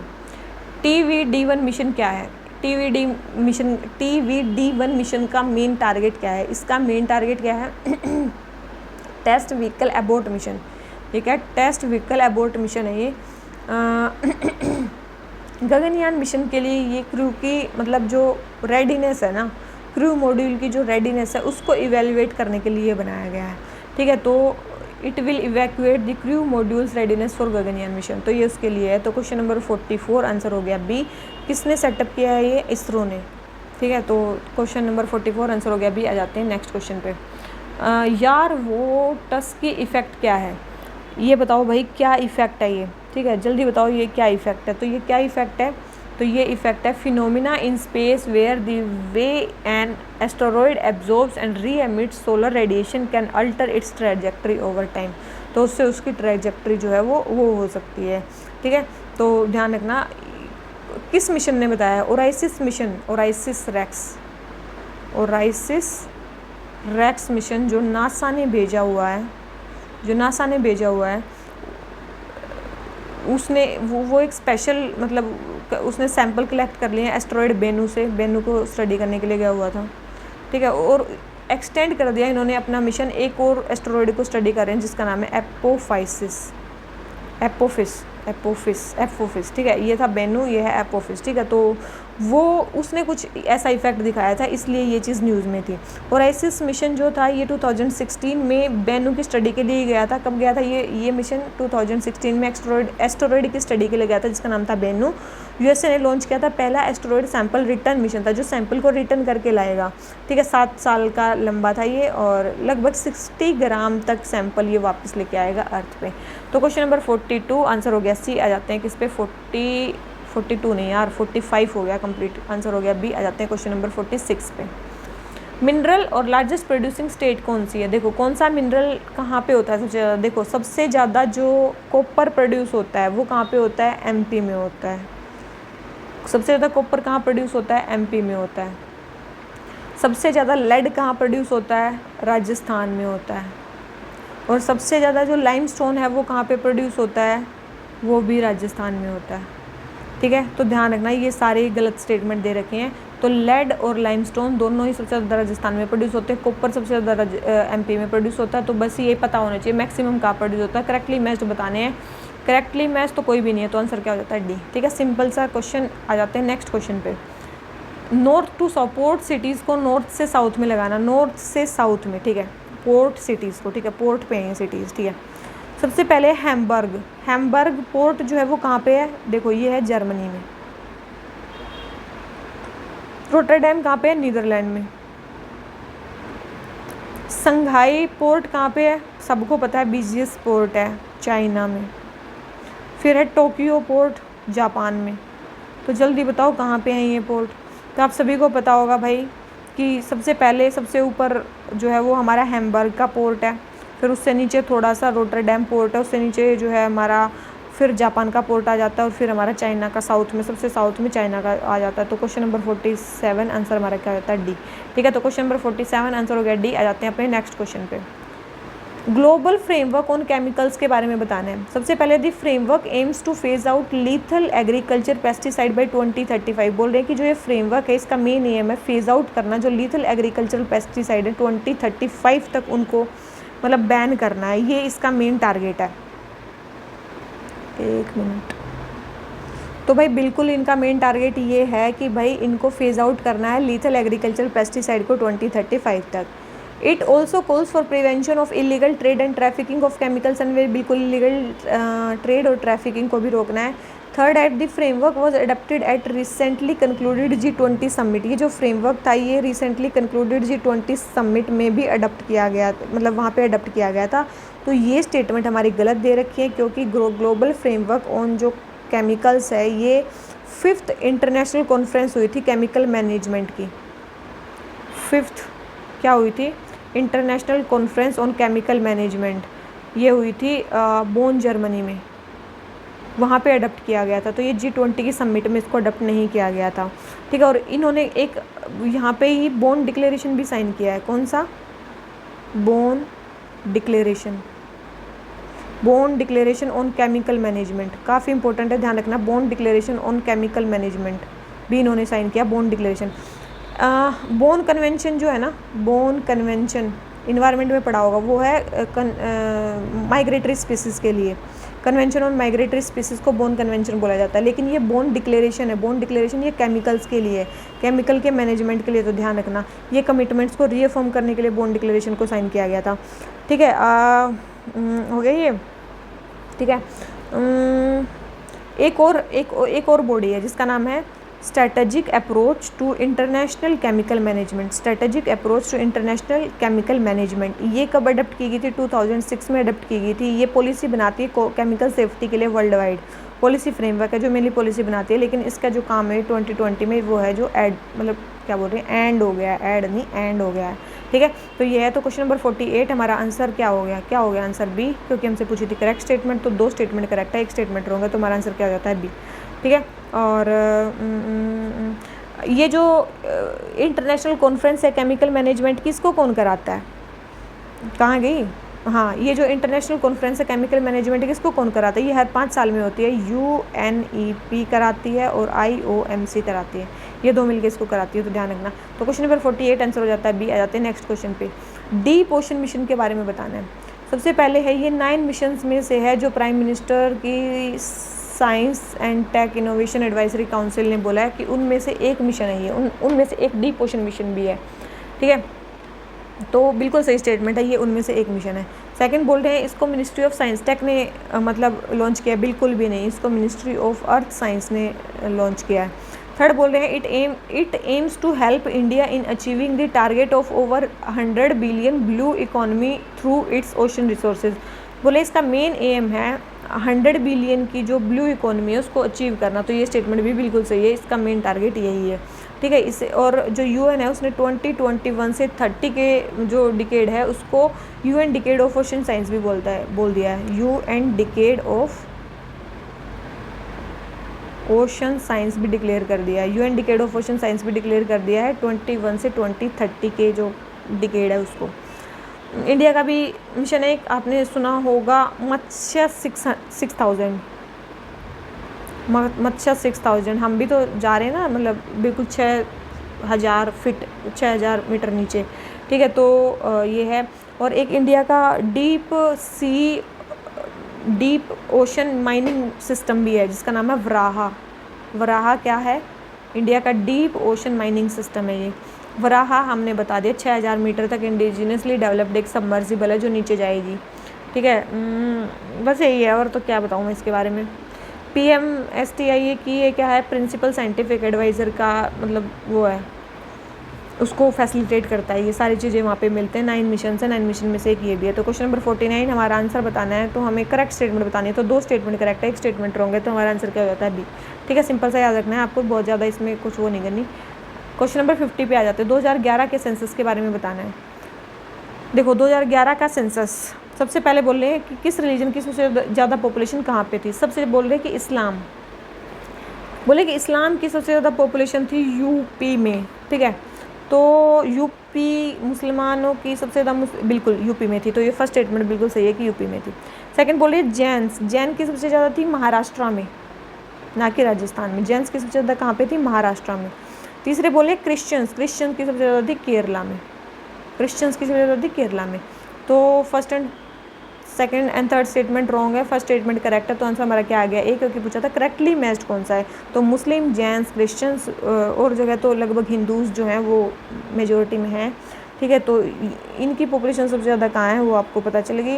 अगर 2011 के सेंसस की बात करें तो उसमें 79% जो थे वो हिंदूज़ थे, ठीक है। उसके बाद 14% जो थे वो मुस्लिम्स की पॉपुलेशन थी, ठीक है। उसके बाद 2.3% जो थे वो क्रिश्चियंस थे, और बुद्धिस्ट तो बहुत ही कम थे, 0.7%, और ये नीचे ही थे उससे, तो ठीक है। तो ये मेन 3 रिलीजन थे। तो क्वेश्चन नंबर 50 आंसर हो गया ए। चलो ये क्वेश्चन तो हमारा हो जाता है कंप्लीट। तो इसी नोट पे आज के हमारे टोटल 50 क्वेश्चन हो जाते हैं कंप्लीट। तो वीडियो अच्छी लगी हो लाइक कर लेना, चैनल को सब्सक्राइब कर लेना, फ्रेंड्स में शेयर कर देना। और इसमें मैंने बहुत ज़्यादा क्यों नहीं बताया, क्योंकि भाई ये टेस्ट कंप्लीट ही नहीं हो पाता अगर आपका, मैं अगर सब कुछ पता नहीं क्या क्या बताने लग जाती तो ये कंप्लीट नहीं हो पाता। और जो मैक्सिमम चीज़ें आपको याद करनी है, जैसे कि ये चीज़ कहाँ पे ज़्यादा है, वो उतनी ही याद करने से मतलब काम चलेगा, बस उतनी ही याद कर लो। इसलिए मैंने इसमें लिमिटेड जो है वो आपको पढ़ाया है, ताकि आपको मैक्सिमम याद हो जाए। जैसे कि वर्ल्ड में कहाँ पे ज़्यादा है, इंडिया में कहाँ पे ज़्यादा है। अब मैं सेकंड थर्ड बताने लग जाऊँ या वो भी याद नहीं रहेगा जो होना चाहिए।